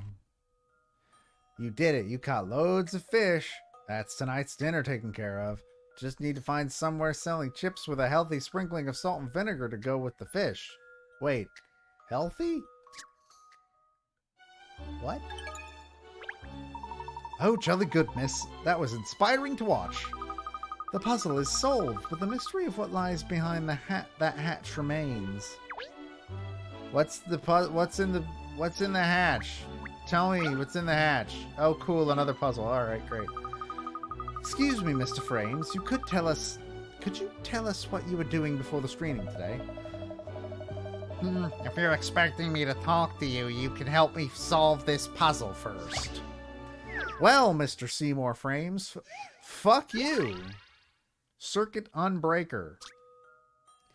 A little girl's favorite toy has been broken. You found all the bits, various chips on wires, but you need to work out where the circuit board they go. In order to fix the toy, press and hold A to pick up a component and move it around. Press L or R to rotate the component you're currently holding. Wires can cross each other, but the chips can't have anything running over them or the toy won't work. Fuck. Okay. Alright. What if... Wait. Oh, okay. So these are... when it says chips, it means those things. Basically, the only two places this can go is right here. Well, that's unrotated. We might have to rotate.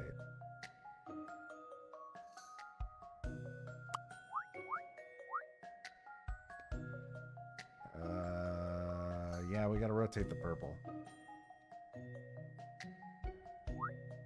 Oh, no. There's that.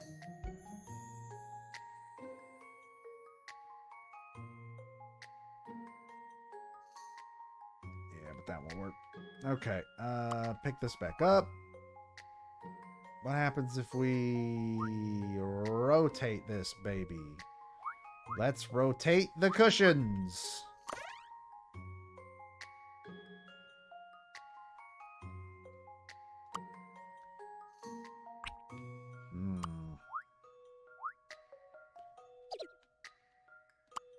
Shit.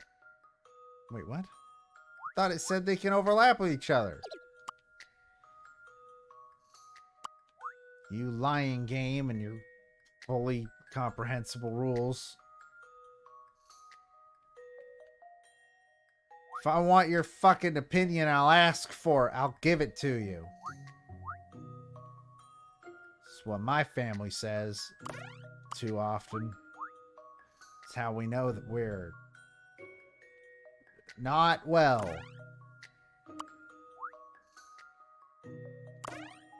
And now this one can't fit fucking anywhere. Oh, goddamn. Maybe we should start by finding a spot for that one. Oh, and we forgot this one completely. Cool. Good job, me. You're really proving your worth at this here puzzle spelling bee. This seems to be the only spot that it can... Yeah, that's the only spot that this one can fit in general. I think. Which makes it fairly obvious that this has to go right there. But now this one can't go in.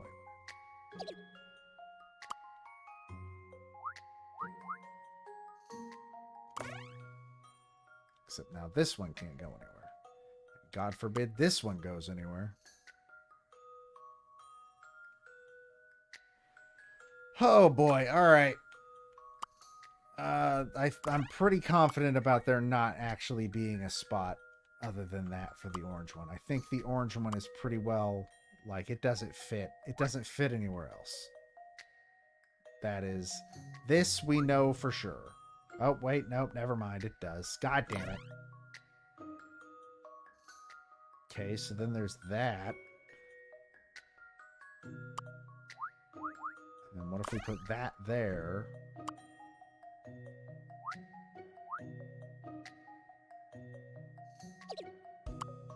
But it says the wires can cross. Wires can cross over, but the chips can't have anything running over them. Oh, yeah, there's the chips. Duh. Nope. Is there literally anywhere else that could go?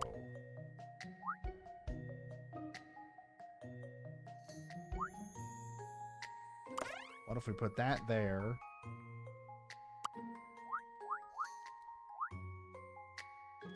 Nope.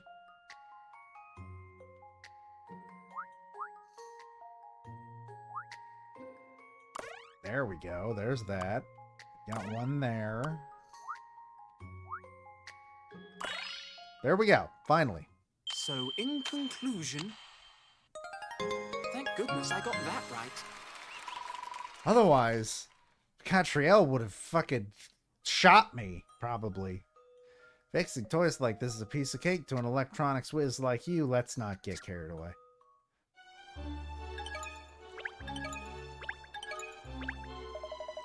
Okay, that was pretty impressive. So you'll talk to us now? I'd like to know what you were doing before the screening today. Fine, alright then. I was in here, of course, making sure all my machines were in tip-top working order. So you were the one who actually ran the film? Yeah, I was pretty shocked when the last reel suddenly skipped a scene. And would you have any idea who might have stolen the kiss scene? Not really. I mean, I don't really care. It's only a film, for goodness sake. Yes, about that, Mr. Frames. Even though you work in cinema, imagine if you're actually a TV that's... Even though you work in a cinema, you give the impression you don't really like films. Is that right? Obviously, it's the machines I love. Give me Albertina and Rosalind here over a stupid film any day. Oh, that reminds me. I've got to get Belinda cleaned up. You can't let the spare equipment get dirty just because you're not using it. This chap certainly does love his machines. Ooh, this one's a this one's a real machine freak.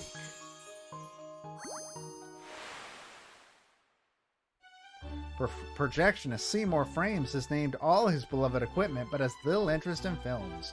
Before the screening, he was in the projection box, preparing.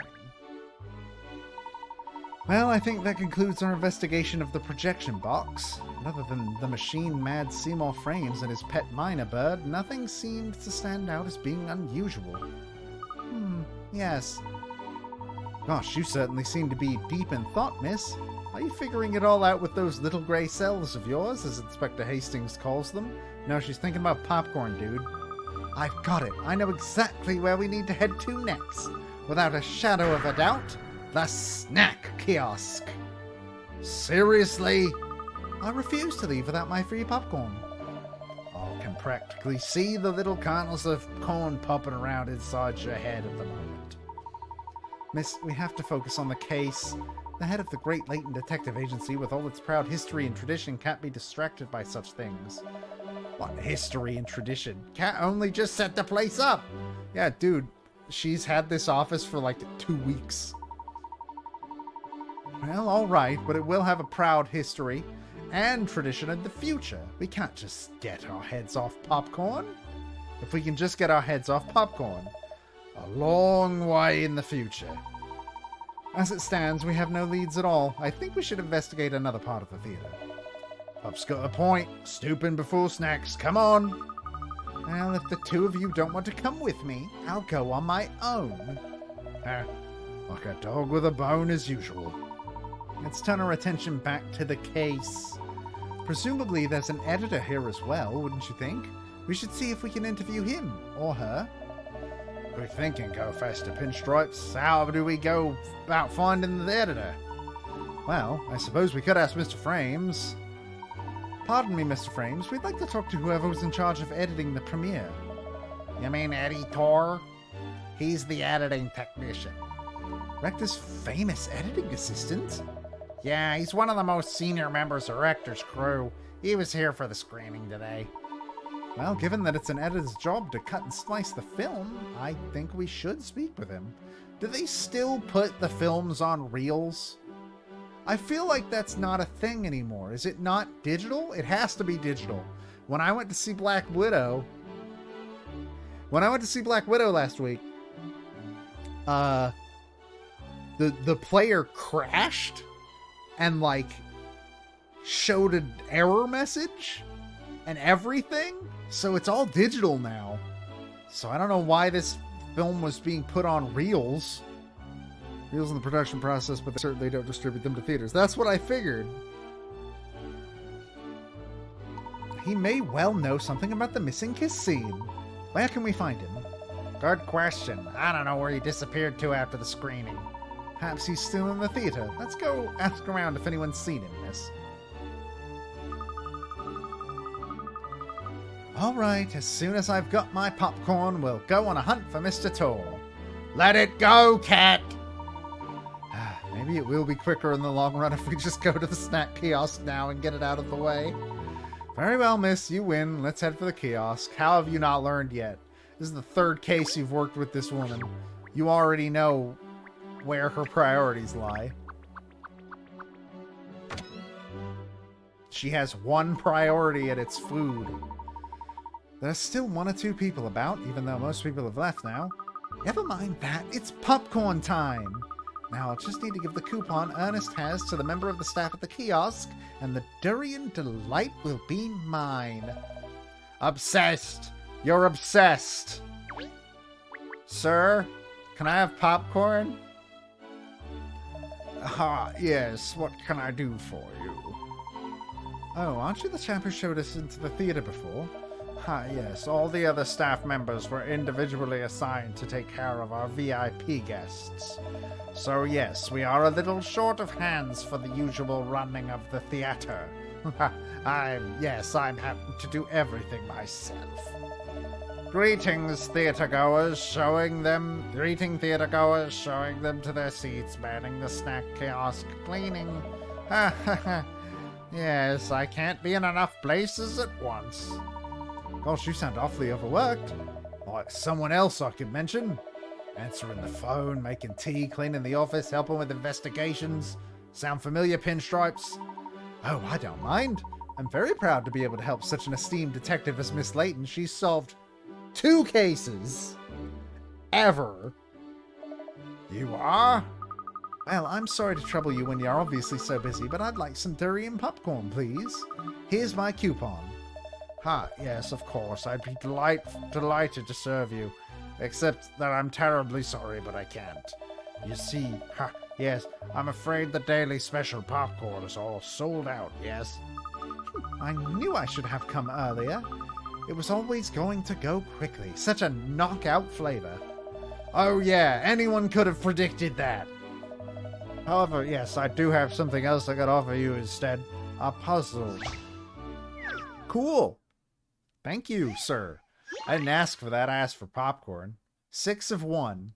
Oh, no. The 3 panels are expressing the number 6. Change the order and orientation of the panels to make 6 in another way, not 1 plus 5 or 5 plus 1. Press A over panel select to hold the button down to drag the panel around. Place one panel on top of another to swap them over. Blah, blah, blah. Press A. Okay. So we need this to not say...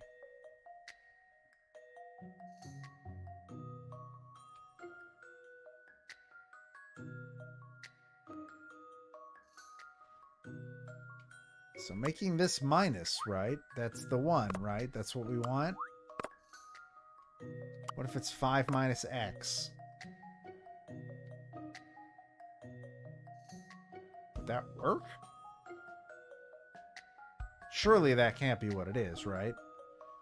Then again, this is a Layton game. It could absolutely be what the fuck it is. Like this for breakfast. Fuck! Damn it! I was so ready. I was so ready to be like, fuck yeah, I did it! Big brain. I was not big brain. Turns out. Turns out. Wait.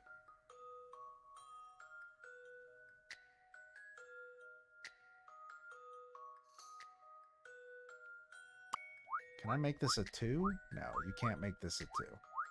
It's a 5 no matter which way you fucking do it. But it could be times, right?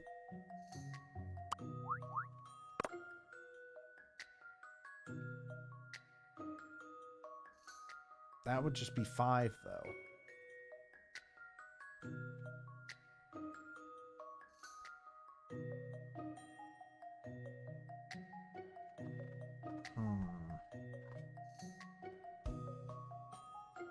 That would just be 5.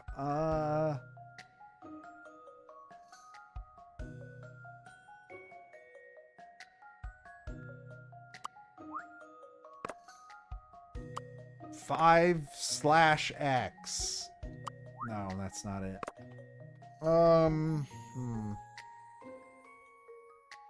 Feel like it has to be something with x, right? Because there's nothing else. There's nothing else we could turn that into. This has to be x.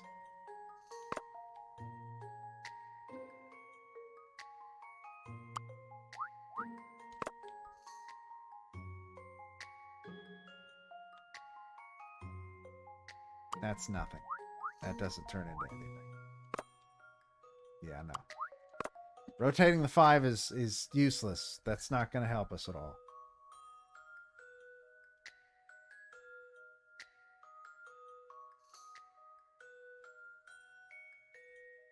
+5 or 5 plus 1.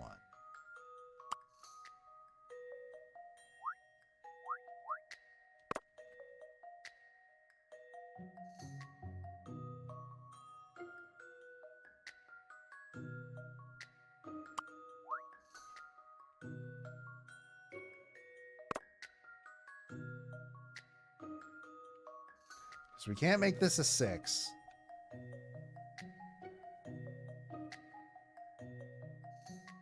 And this can either be a, I guess, a slash, a minus. I don't fucking know.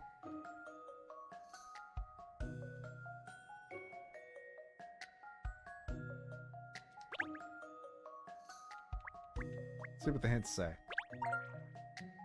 Yes, please. Try representing 6 without using numbers. What?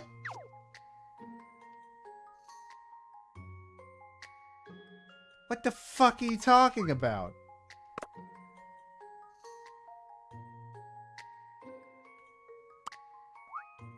Oh, fuck. Oh my god. I eat puzzles like this for breakfast. They just call me Sherlock Holmes for nothing. Fuck. God damn it. Oh my god. Well, alright. I do hope that satisfied your appetite for something unusual, yes? Oh well, I suppose I'll just have to give up on the popcorn now and get on with solving this case. Finally, we can put all that popcorn nonsense behind us. Isn't it funny that the Major, you know, that minor bird, knew the word popcorn? And we're back. Yes, actually, I was the one who taught him to say that, yes. Oh, really? Yes, sometimes I take a snack of popcorn to the projection box, you know. I've even seen the Major out of his cage before. You mean Mr. Frames lets the bird fly free? Yes, I believe so. I mean, only sometimes, of course. Otherwise, yes, he could get into rather a lot of trouble. And quite often the Major eats all the popcorn before Seymour gets a look in. Yes, it's true. That's how the bird picked up the word popcorn in the first place, yes. He even took a tub of durian popcorn up there earlier today, and the Major had it all again. Yes, I just took my eye off him for a moment and he'd gobbled every last piece. An entire tub? By Jove, that's a bird with an appetite, all right. Oh yes, I was as surprised as you are. But I think even the Major might have overdone it that time. Yes, it seemed to give him a tummy ache. The lucky thing! I wish I could eat so much durian popcorn that my tummy ached. But I must stop pining for something I can't have. Yes, it's time we spoke to Mr. Tor, the editor. What? Oh, we're still on popcorn. I feel your pain, Shell, but we must find Mr. Tor now. Do you know where he is?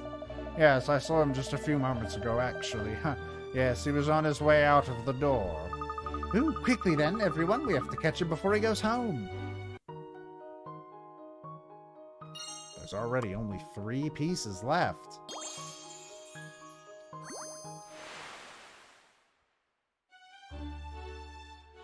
Seems the Major is sometimes allowed to fly free in the projection box and has been known to get through a lot of popcorn on occasion. I don't understand why this theater would allow that to happen. Hi, ma'am. Oh, you're still here, are you? May I ask what you're still doing here, madam? Aren't you going home now that the screening has been cancelled? Goodness me, no. Not before I've finished my popcorn, at least.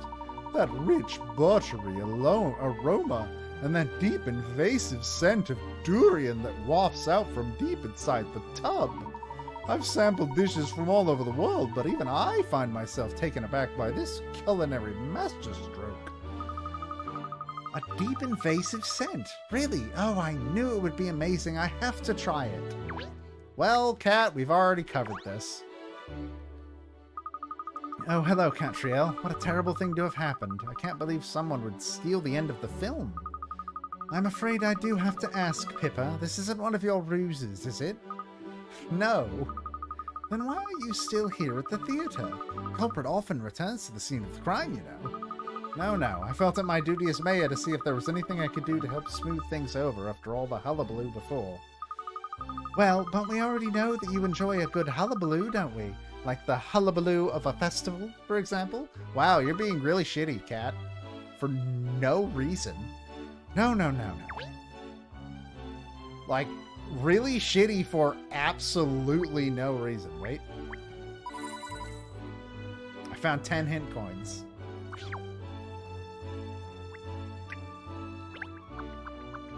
Where the fuck do you think you're going, film editor man?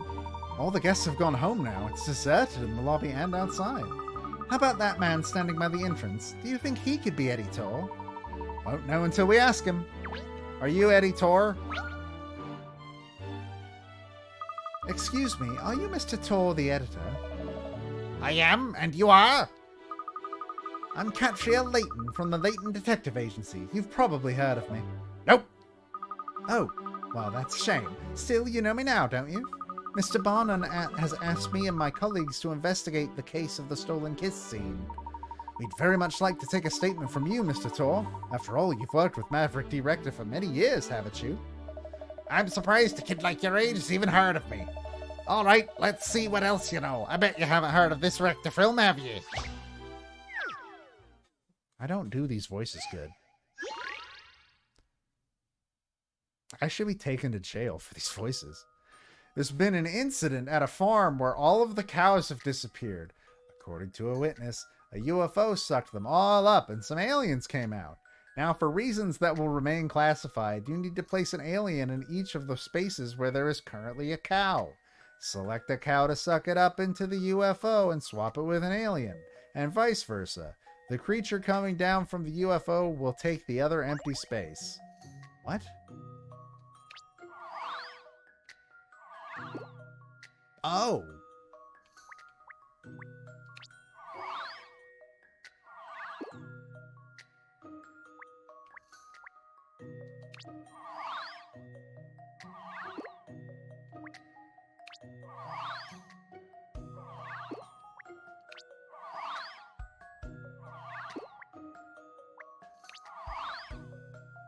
No, why would it put it there? Fuck you. This is fucking weird. This is a super weird puzzle.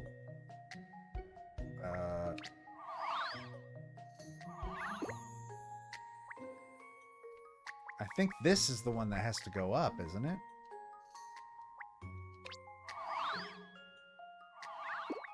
Except it'll make it a cow if we do that.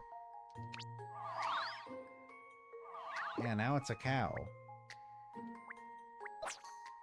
Hold on. But we don't want that to be a cow or an alien. Hold on. Wait. Start over. So we want these 4 spots to be Alien by director Ridley Scott.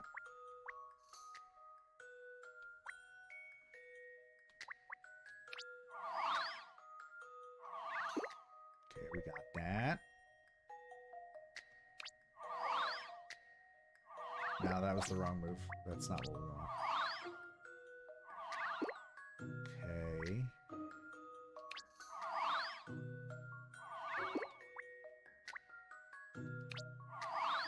Oh, but that just puts another alien there.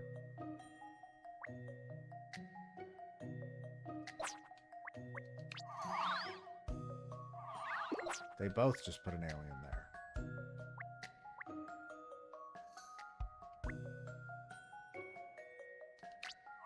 What if I put a cow there? Now there's a cow there.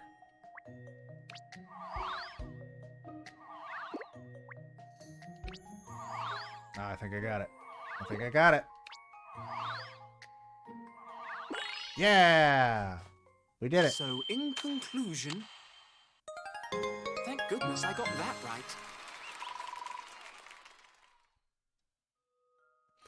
You did it. Looks like the aliens just came to have some fun. With the night drawing to a close, you wave them goodbye as they set off for home. And then you ask what you did in your life that this doesn't surprise you. I got the recipe for beef trifle. How did you find it? Not a bad action thriller, eh? Oh, I'll say, UFOs and aliens always make for a jolly good tale. I know what film it is. It's the rarely seen Signs, Close Equations of the Third Kind. You can't come into my fucking stream and reference both Signs and Close Encounters of the Third Kind. Signs is the one that gets me. I was talking about Signs earlier today. Alright, now I'm impressed. Rector was still a newcomer, so the film had a cast of total unknowns, and it quickly disappeared from the big screen. And the production company went bankrupt as well, so it's never been re-shown. It's one of the most talked about films among Rector fans.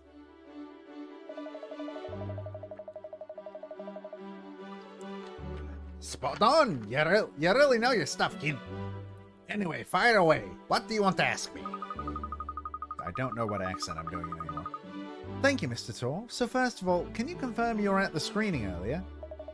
Yeah, I was there. I wanted to see everyone's reaction to our latest film. What am I doing? to be honest. But then that happened. It's unbelievable. You know, I've worked closely with Maverick for a very long time now. And I've never experienced something like this before. It's my job to cut Maverick's films, and my job alone. Can I ask you where you were immediately before the screening, Mr. Toll? I was with Maverick. We were checking over the film together. Needless to say, there was nothing wrong then, other than us arguing again. Arguing? What about? Well, you probably don't know, but Maverick's films used to be a lot more fringe, a lot more edgy. It's that kind of work that attracted me to Maverick's direction in the first place, and I've stuck with him ever since. But in recent years, he's gone for the popular route. He's been shooting the kind of overly sentimental dross that the public seem to lap up. And that final kiss scene in his latest film is... well, it never sat right with me from the start. But Maverick wouldn't listen to me, would he? Not when we were shooting or when we were editing.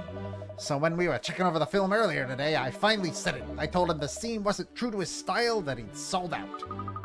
So the two of you quarreled? Yeah, but that's just par for the course. Directors and editors always argue. Always have, always will. Making films sounds like a tricky business. But let me make one thing clear. Just because we argue doesn't mean I'd do something like that and disappoint all those poor people. I see. Well, thank you, Mr. Toll. No problem. You catch whoever did this, all right? I want to know who's responsible. Well, I think we've spoken to everyone now. And surprisingly, no one stands out as being the guilty party at this stage. Maybe it wasn't an inside job. Perhaps we should start thinking along different lines. No, I don't think so. I'm still not sure exactly where the scene was cut from the film, but one thing seems fairly certain. It wouldn't have been easy for an outsider to gain access to the film reels in the time window we're looking at. Not to mention the fact that only randomly selected guests and VIPs were allowed entry into the theater at all today. Yes, everyone was carefully checked at the door, weren't they? It certainly wouldn't have been easy for anyone else to slip in. And both Rector and Tor say there was nothing wrong with the film when they checked it just before the screening. So even if someone had managed to slip into the theater unnoticed, they wouldn't have been able to get to the film reels between then and the start of the screening. My thoughts exactly, Ernest. If the kiss scene was indeed stolen, it has to have been by a member of the theater staff or the production team. I think you're right. Let's not forget there's someone we haven't managed to speak to properly yet. That's true. Let's find Mr. Rector and see if he can answer some questions this time. I just hope he's calmed down a little now. Yes, so do I. I wonder if he's still in the lobby. 2 more.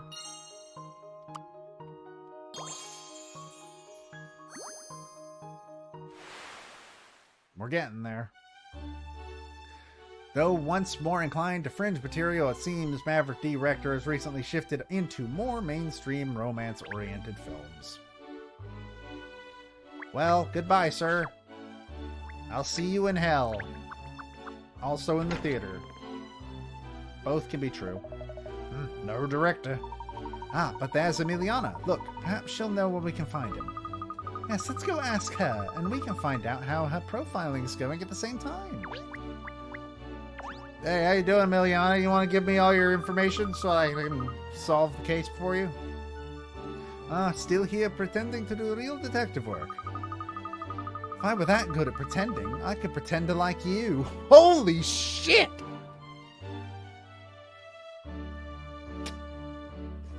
Fuck, I love Cat.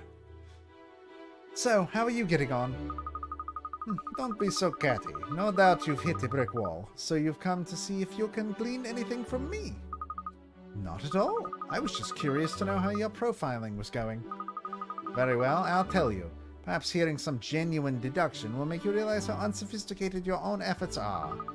A taste of cutting-edge profiling work could do wonders for your future investigations. Well, we can dream, can't we? You know, this lady always makes me want to scratch. Be quiet, Hound. Don't interrupt me with your meaningless yapping. Bow wow. As in bow wow, you're annoying. So having spoken to everyone involved, I've built up a detailed profile of the case. The only person who was unhappy about the final kiss scene was the editor, Editor. In other words, he's the only one with a motive. He had complained to the director that the stolen scene was inappropriate for the film. However, Tor has an alibi. On the other hand, Seymour Frames alone in the projection box had the opportunity to commit the crime, but there is no clear motive. Frames is crazy about his machines, but has little or no interest in the films he shows using them. But therefore, he had no reason to commit the crime. The logical conclusion of all this is that the real culprit is someone else, someone we have yet to investigate. But who could that be? The only other person with access to the film reels who has not been investigated thoroughly until now is Director Maverick D. Rector. Rector? But why? Rector is a renowned perfectionist. His attention to detail is well known. How meticulous he is about such minutiae as the shape of clouds in the sky or the sound of waves. And it would appear that the final kiss scene in his latest film of his had been troubling him for some time. The perfectionist in him just couldn't decide if the scene was up to scratch, if it was worthy of inclusion in his magnum opus. He agonized over this right until the premiere screening day, when he finally made up his mind. The scene had to go. With no time to lose, he cut the scene from the reel and either hid it or disposed of it, all for the sake of the perfect film. That is the outcome of my analysis of all the available evidence. Very interesting. It's certainly a plausible theory, Miliana. Oh, I wasn't expecting you to accept it so graciously. But something about it just doesn't sit right with me. What? Do you have a problem with my profiling? It's not exactly a problem, no. It's just something I can't quite put my finger on. Miss Layton's deductions go beyond logic and reason, you see, Emiliana. She's an idiot who's very smart. They have a magic all of their own. Magic has no place in case solving, Ernest. Katrielle is working on a hunch, nothing more, and hunches are unreliable. Well, anyway, I think we should have another chat with Mr. Rector. He was too upset before to give us any useful information. Well, that is certainly true, and the more information we can gather, the better. And talk of the devil, that's him over there, is it not? Oh yes, and he's with Mr. Tor, it seems. It looks like something is going on between the two of them. There you are. Have you got a minute? Sure, actually. There's something I need to talk to you about, too. But not here. We can't we go somewhere a little more private? How about in the auditorium? It's probably empty now. We should have the place to ourselves. Suits me fine. I'm pretty sure I've given that guy a different accent every time he's come on screen. Did you see that, Miss Layton? They disappeared into the auditorium together. Wait, we should go somewhere more private, like the most not private place in a movie theater. The theater. Yes, this is an interesting development. We must sneak in there as well. Oh dear. You keep playing your private eye games, Katrielle. Some of us have real work to do. There's only one more thing. One more clue.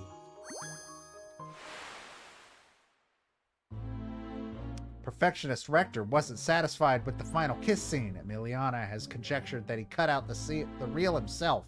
But is she right? That was that's...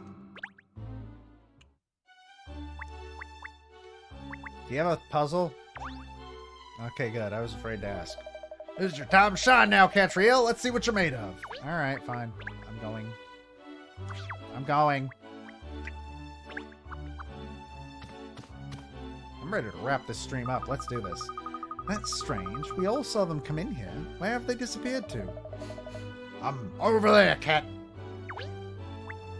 Oh, yeah, this looks healthy and good. Hold on, guys. I gotta find hint coins. It is very important that I find hint coins. You guys just keep doing your thing. I'll be right there. Surely there's no more, right?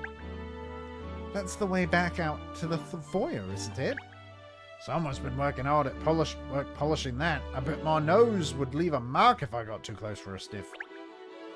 It's absolutely silent, these doors, so people coming into the auditorium don't disturb everyone else. Alright, let's do this. Oh, that's where the puzzle is. All right then, Eddie, why don't you just admit it? You're the one who cut that scene, aren't you? You've never liked it. You've had a problem with it from the first day of shooting. Yeah, and you know what? And you knew that, but you refused to cut it yourself, you stubborn old fool. I don't do these voices good. Who is the director here, eh? Me. I am. If I say a scene stays in, it stays in. Or did you misunderstand the meaning of director somewhere? If you've got a problem with the way I make decisions, then this partnership of ours is over as of now. It's over, you say? Oh, Maverick, you've done it now. Please, let's all calm down and try to talk about this rationally. Oh, where did you spring from, Miss Layton? Never mind that now. Let's just take some deep breaths and calm yourselves down. Breathe in and out some more, and out a little more. That's it. Keep. Ah.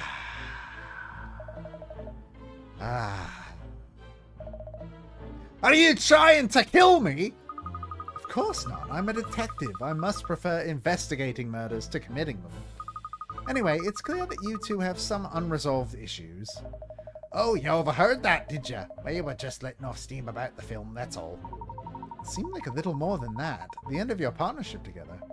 This know-it-all thinks he's God's gift to romance films these days, but his love scenes have always been a total disaster.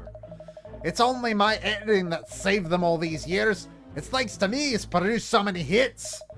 But does that mean anything to him now? Not a jot. Well, he might have chosen to forget, but mark my words, I haven't. I mean, what about this love scene, What? The perplexed partner. Hey, same. A romantic Romeo has come to take his sweetheart to a delightful dinner. To add a little excitement, instead of telling her room number directly, she decided to be an asshole and took photographs of every junction along the route to the room and sent them to him.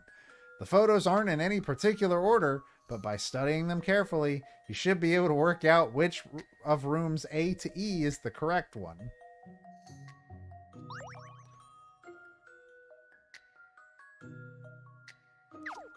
Get a new significant other, buddy. This one's not working out. Why would you do that? Why would you do that to somebody? I'd close the memo. I want the memo. Oh, I can't switch scenes. Okay. Alright. So these are haunted. These are like haunted hallways, right? These look cursed. Okay. So he's there. He'd pass one double fork, two double forks. No. No, he wouldn't. No, he'd hit a wall eventually.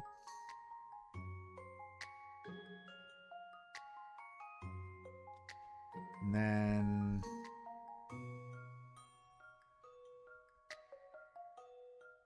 No, that can't be it. Well, no, it has to start there.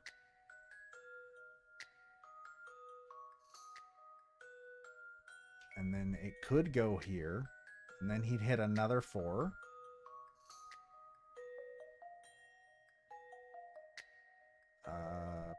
And then he'd get to that. Except it needs to be a right turn. Or it needs to be a left turn. This is not a left turn. So what if he went that way at that fork? No, that can't be it.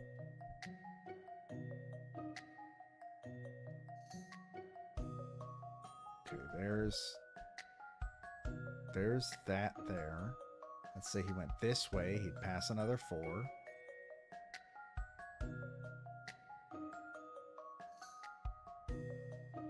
Nope, that won't work either.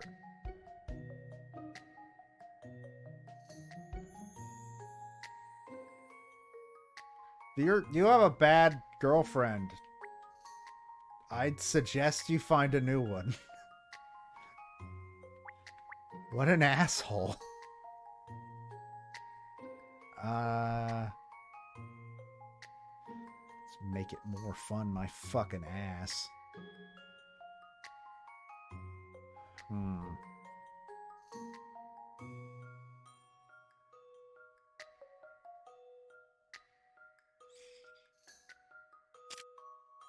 Alright, hold on. So we start here. Let me open the map. I hate that it covers the bottom, but it's fine. So we start here.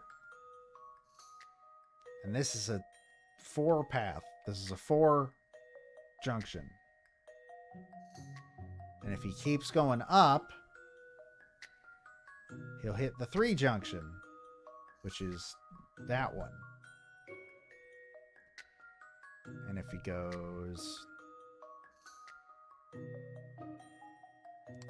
goes left, he'll hit another 4 junction.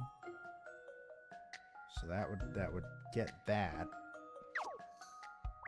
Then we're looking for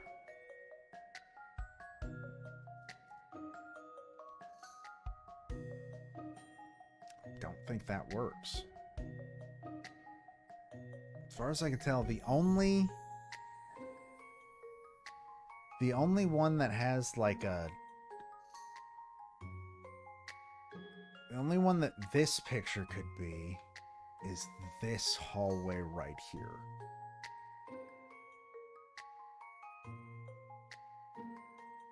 I am assuming that the game is being nice and everything is fucking in the like orientation of where he would be facing going down there. I would fucking hope. Granted, you know, it's Professor Layton game. I guess he could go there and then keep going. And actually, yeah, I think it's D. I think it's D. I've seen how to solve this now. And that's how it's done. Hell yeah! We're almost at 1,000 Pickerots. Well, I didn't think you'd solve that one. That's had me stuck for decades. But there's no puzzle that can't be solved with some calm and considered thinking. Mr. Tor, if you've calmed down a bit, perhaps... Calm down! Are you being funny? I don't care about that spat with Maverick before. But I can't be pinned for this theft of the final scene. I mean, it's a matter of pride. What sort of editor would do something like that? I say, miss, I don't think this fight is going to sort itself out anytime soon. Oh well, never mind. It's fun to watch, shall we? Great idea, Cat. Let's just forget about the case and watch 2 prime suspects argue instead. Don't be snides, Shirl. If we listen in, they might let something slip that gives us a lead. Sneaky cat. You are one sneaky cat. Pride? What? That's more important to you than honoring the decisions made by the director? Cutting scenes or whatever asked to cut? For the last time, I did not steal that kiss scene! And you know that I would never cut a film unless you gave me the go-ahead.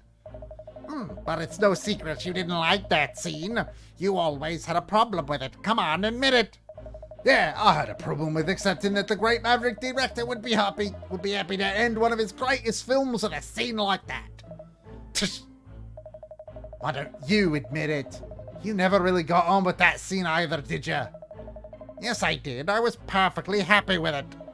So you're willing to compromise on quality these days, are you? You make me sick, Maverick. But you know what makes me more sick? The fact that someone other than me cut one of your films. Alright then, Eddie, if it wasn't you, then who was it? Tell me that. If you ask me, it was you. Listen to your conscience before it got corrupted by fame. How dare you?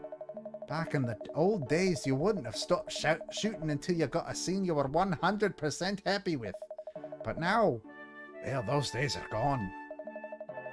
Yes, the days when my films made no money. Look, if I've changed my directing style, it's for you and the rest of the crew.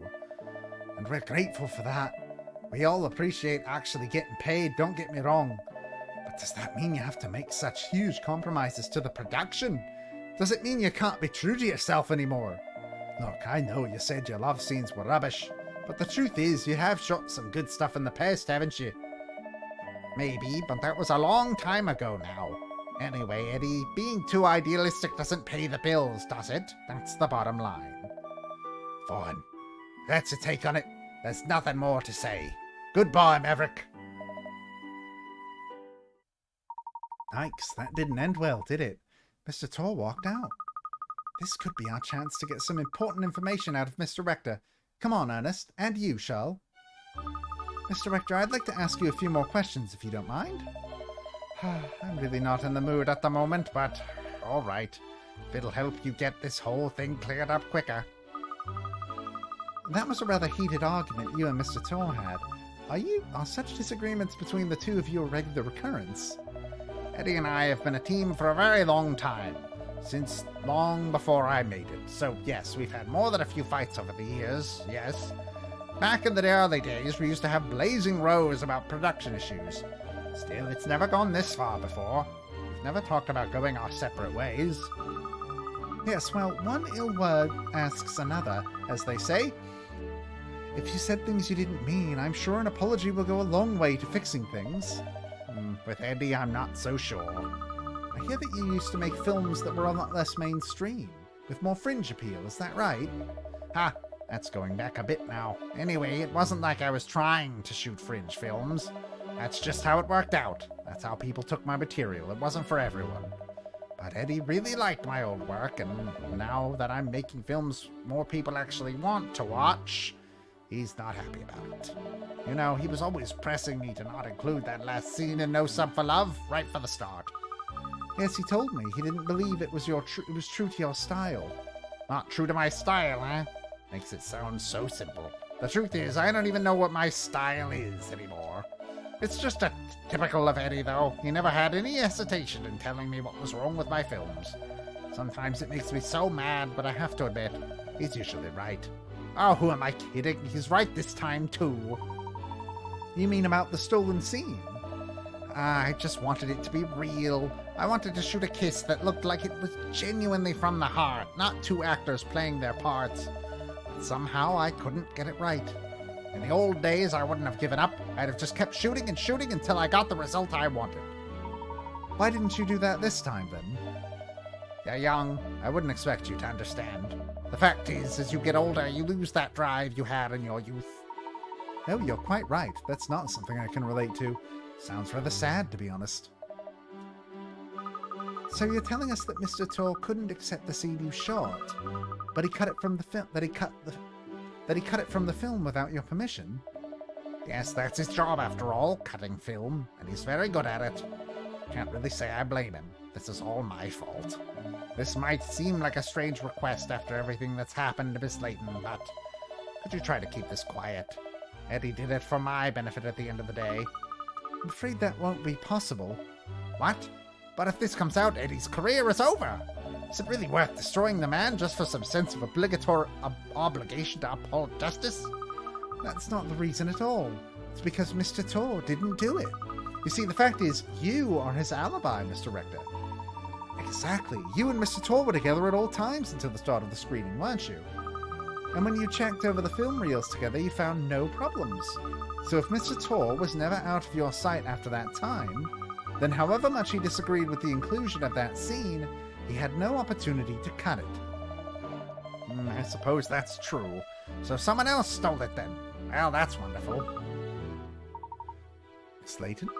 Oh, sorry, good. It looks like I have all the evidence I need now. We've done it! It's time to close this case so I can go eat food.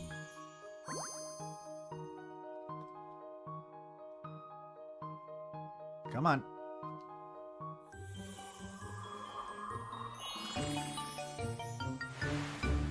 Yay! Rector and Tor checked the film reels just prior to screening. They both found no issue with it, and the last scene was present. Let's solve this case. Of course, yes, it all makes sense now. Yeah, no, I'm deaf now. That was right down my ear, Cat. Miss Layton, have you solved it? Yes, Ernest, I believe I have. Just as every film has a final scene, every case has a truth to glean. And now, I've uncovered both. Oh, well done, Miss Layton. Bravo. And what a spiffing verse that was. Ernest, summon the suspects. Gladly, miss, gladly. thank you all for coming, everyone. I have finally ascertained the truth about the stolen kiss scene. Really? You have it? Who did it? Come on, spill the beans. I want to know who did this to me and why. And how? That's what I want to know. When was it cut out of the reel? Tell us, Miss Detective. Put us all out of our misery, please. Momento, Katrielle. Why have you asked so many people here? It's clearly obvious that most of them couldn't possibly have been involved. Oh, it's much more fun this way. The more people, the more tension. I agree with Miss Layton. She's a born performer, that woman.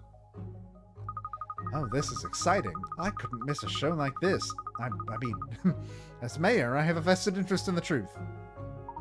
As the head of the 7 dragons, I feel obliged to see this case through to its conclusion. Don't need me. Don't need me. Minor role. Minor role. And I really don't care what happened to that scene.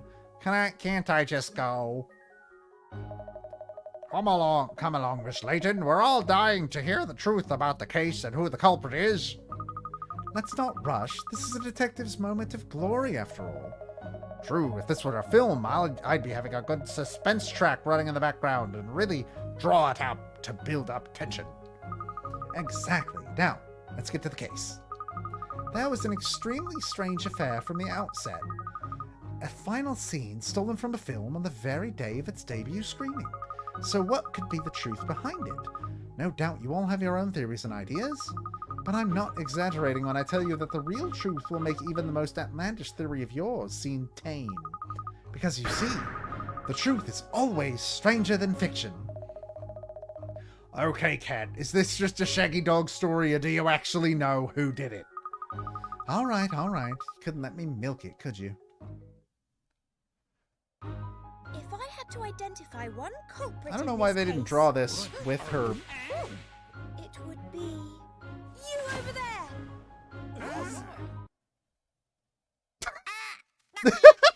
Didn't do it.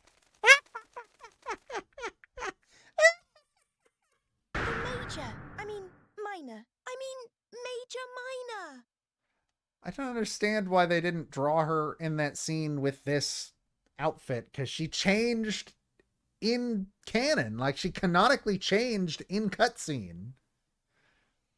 When the reels were being switched during the screening, you did a major minor poo on the film. A poo? What? And his poo hit the all-important kiss scene. Is that it? I got the accent right. But surely a little bit of bird poo could easily be wiped off the film. Would everyone please stop saying poo?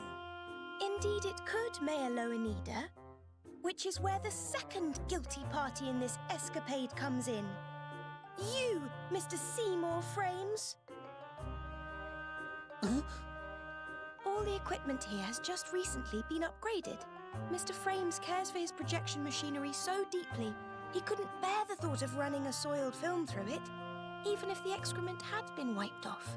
So he cut the infected scene out of the reel altogether. So it's his doing then? Yes, but with the Major resolutely denying everything, it's going to be hard to make it stick. He's a bird cat.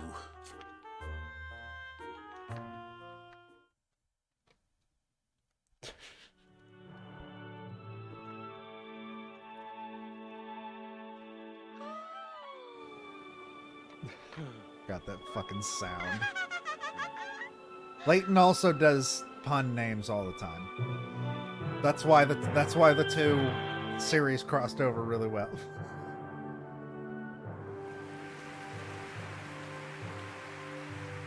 Okay. Sure. Great film. I loved it. Where did that kiss scene come from? Apparently, Mr. Rector. He cut in an old scene of his own to replace the missing one. It's a clip of himself kissing his lover, shot a long time ago when he was still just starting out as a cameraman. Foxy. Secretly, it was supposed to be a film about his own love affair. So, the clothes and everything match the style of the other scenes perfectly. That's how he integrated it so seamlessly. Yeah, You seamlessly. want to That's hand the it to the word. old dog. The word It's is a very seamlessly. moving scene. Yes, because it's full of genuine emotion. They weren't acting. It was true love. Fucking hell. If only someone would give us like that. Just imagine. What? Oi, Pinstripes, what are you imagining? Nothing. I was Just what? Spit it out. No, What, you dirty mongrel? Cat is evil, like straight up. A Naval Advance, No Sub for Love was a hit at the box office with its passionate final kiss scene. And now Maverick Director is currently working on a new, albeit not too mainstream, blockbuster. Okay. Sure, that was a weird... How is it? You always stumble on the answer in these cases. Stumble on? It sounds like you think it's just luck, Shirl. Well, isn't it? Not at all. The truth is, Miss Layton makes logical but instinctive inferences.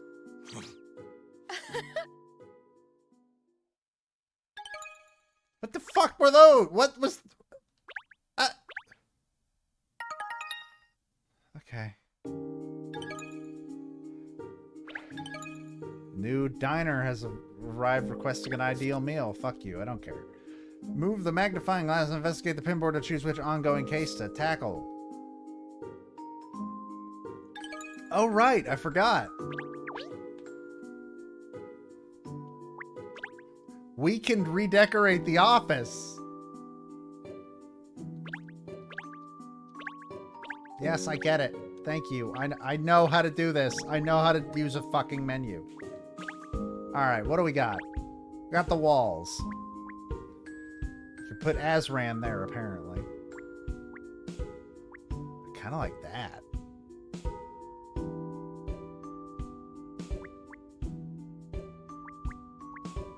No, I think I like that. What is it right now? Oh, it's green. Yeah, I like that. Blue now.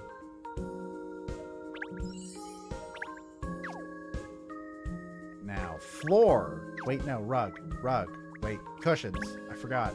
Yeah! Yeah! Yeah! My dad's head now lives on my couch. Take that, Dad. Oh, shit, I didn't know about the fox with Layton's hat.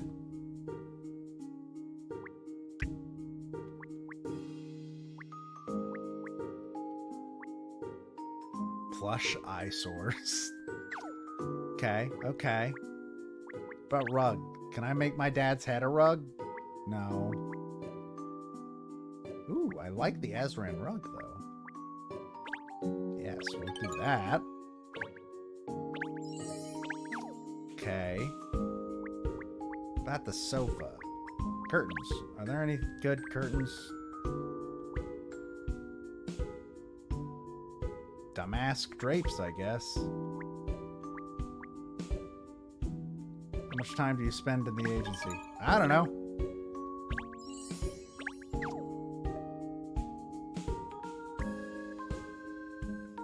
So we can do...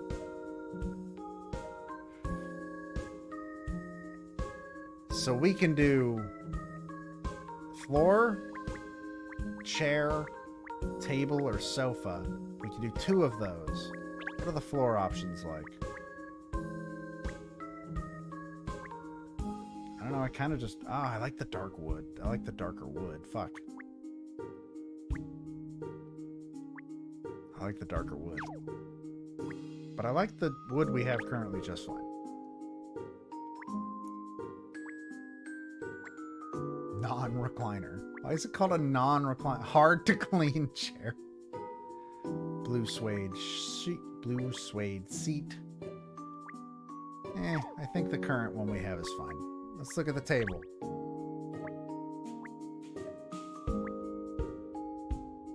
Got a party table. We have a charming table, a white table, an ebony table. I think our current table's fine. Sofa.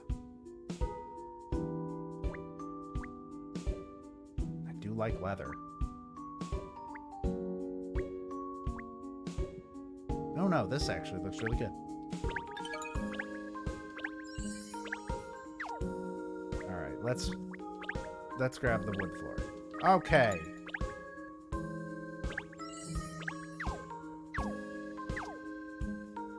Look at this beautiful office now.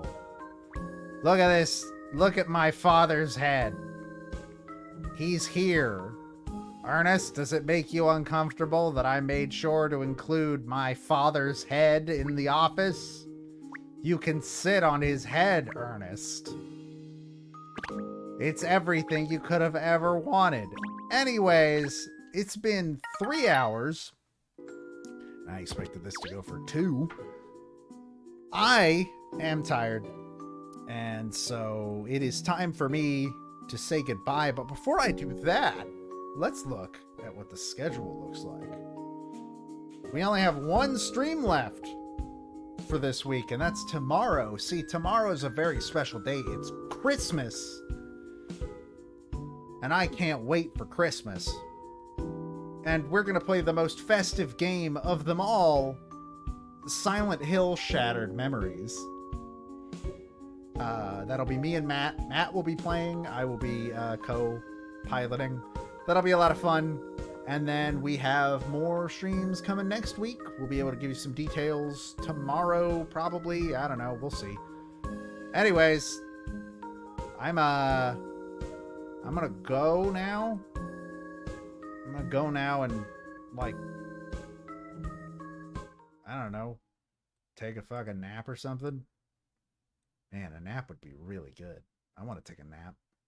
It's too late to take a nap, but I am going to go elsewhere. So, hope you all enjoyed, and hope to see you tomorrow for Silent Hill. Bye-bye.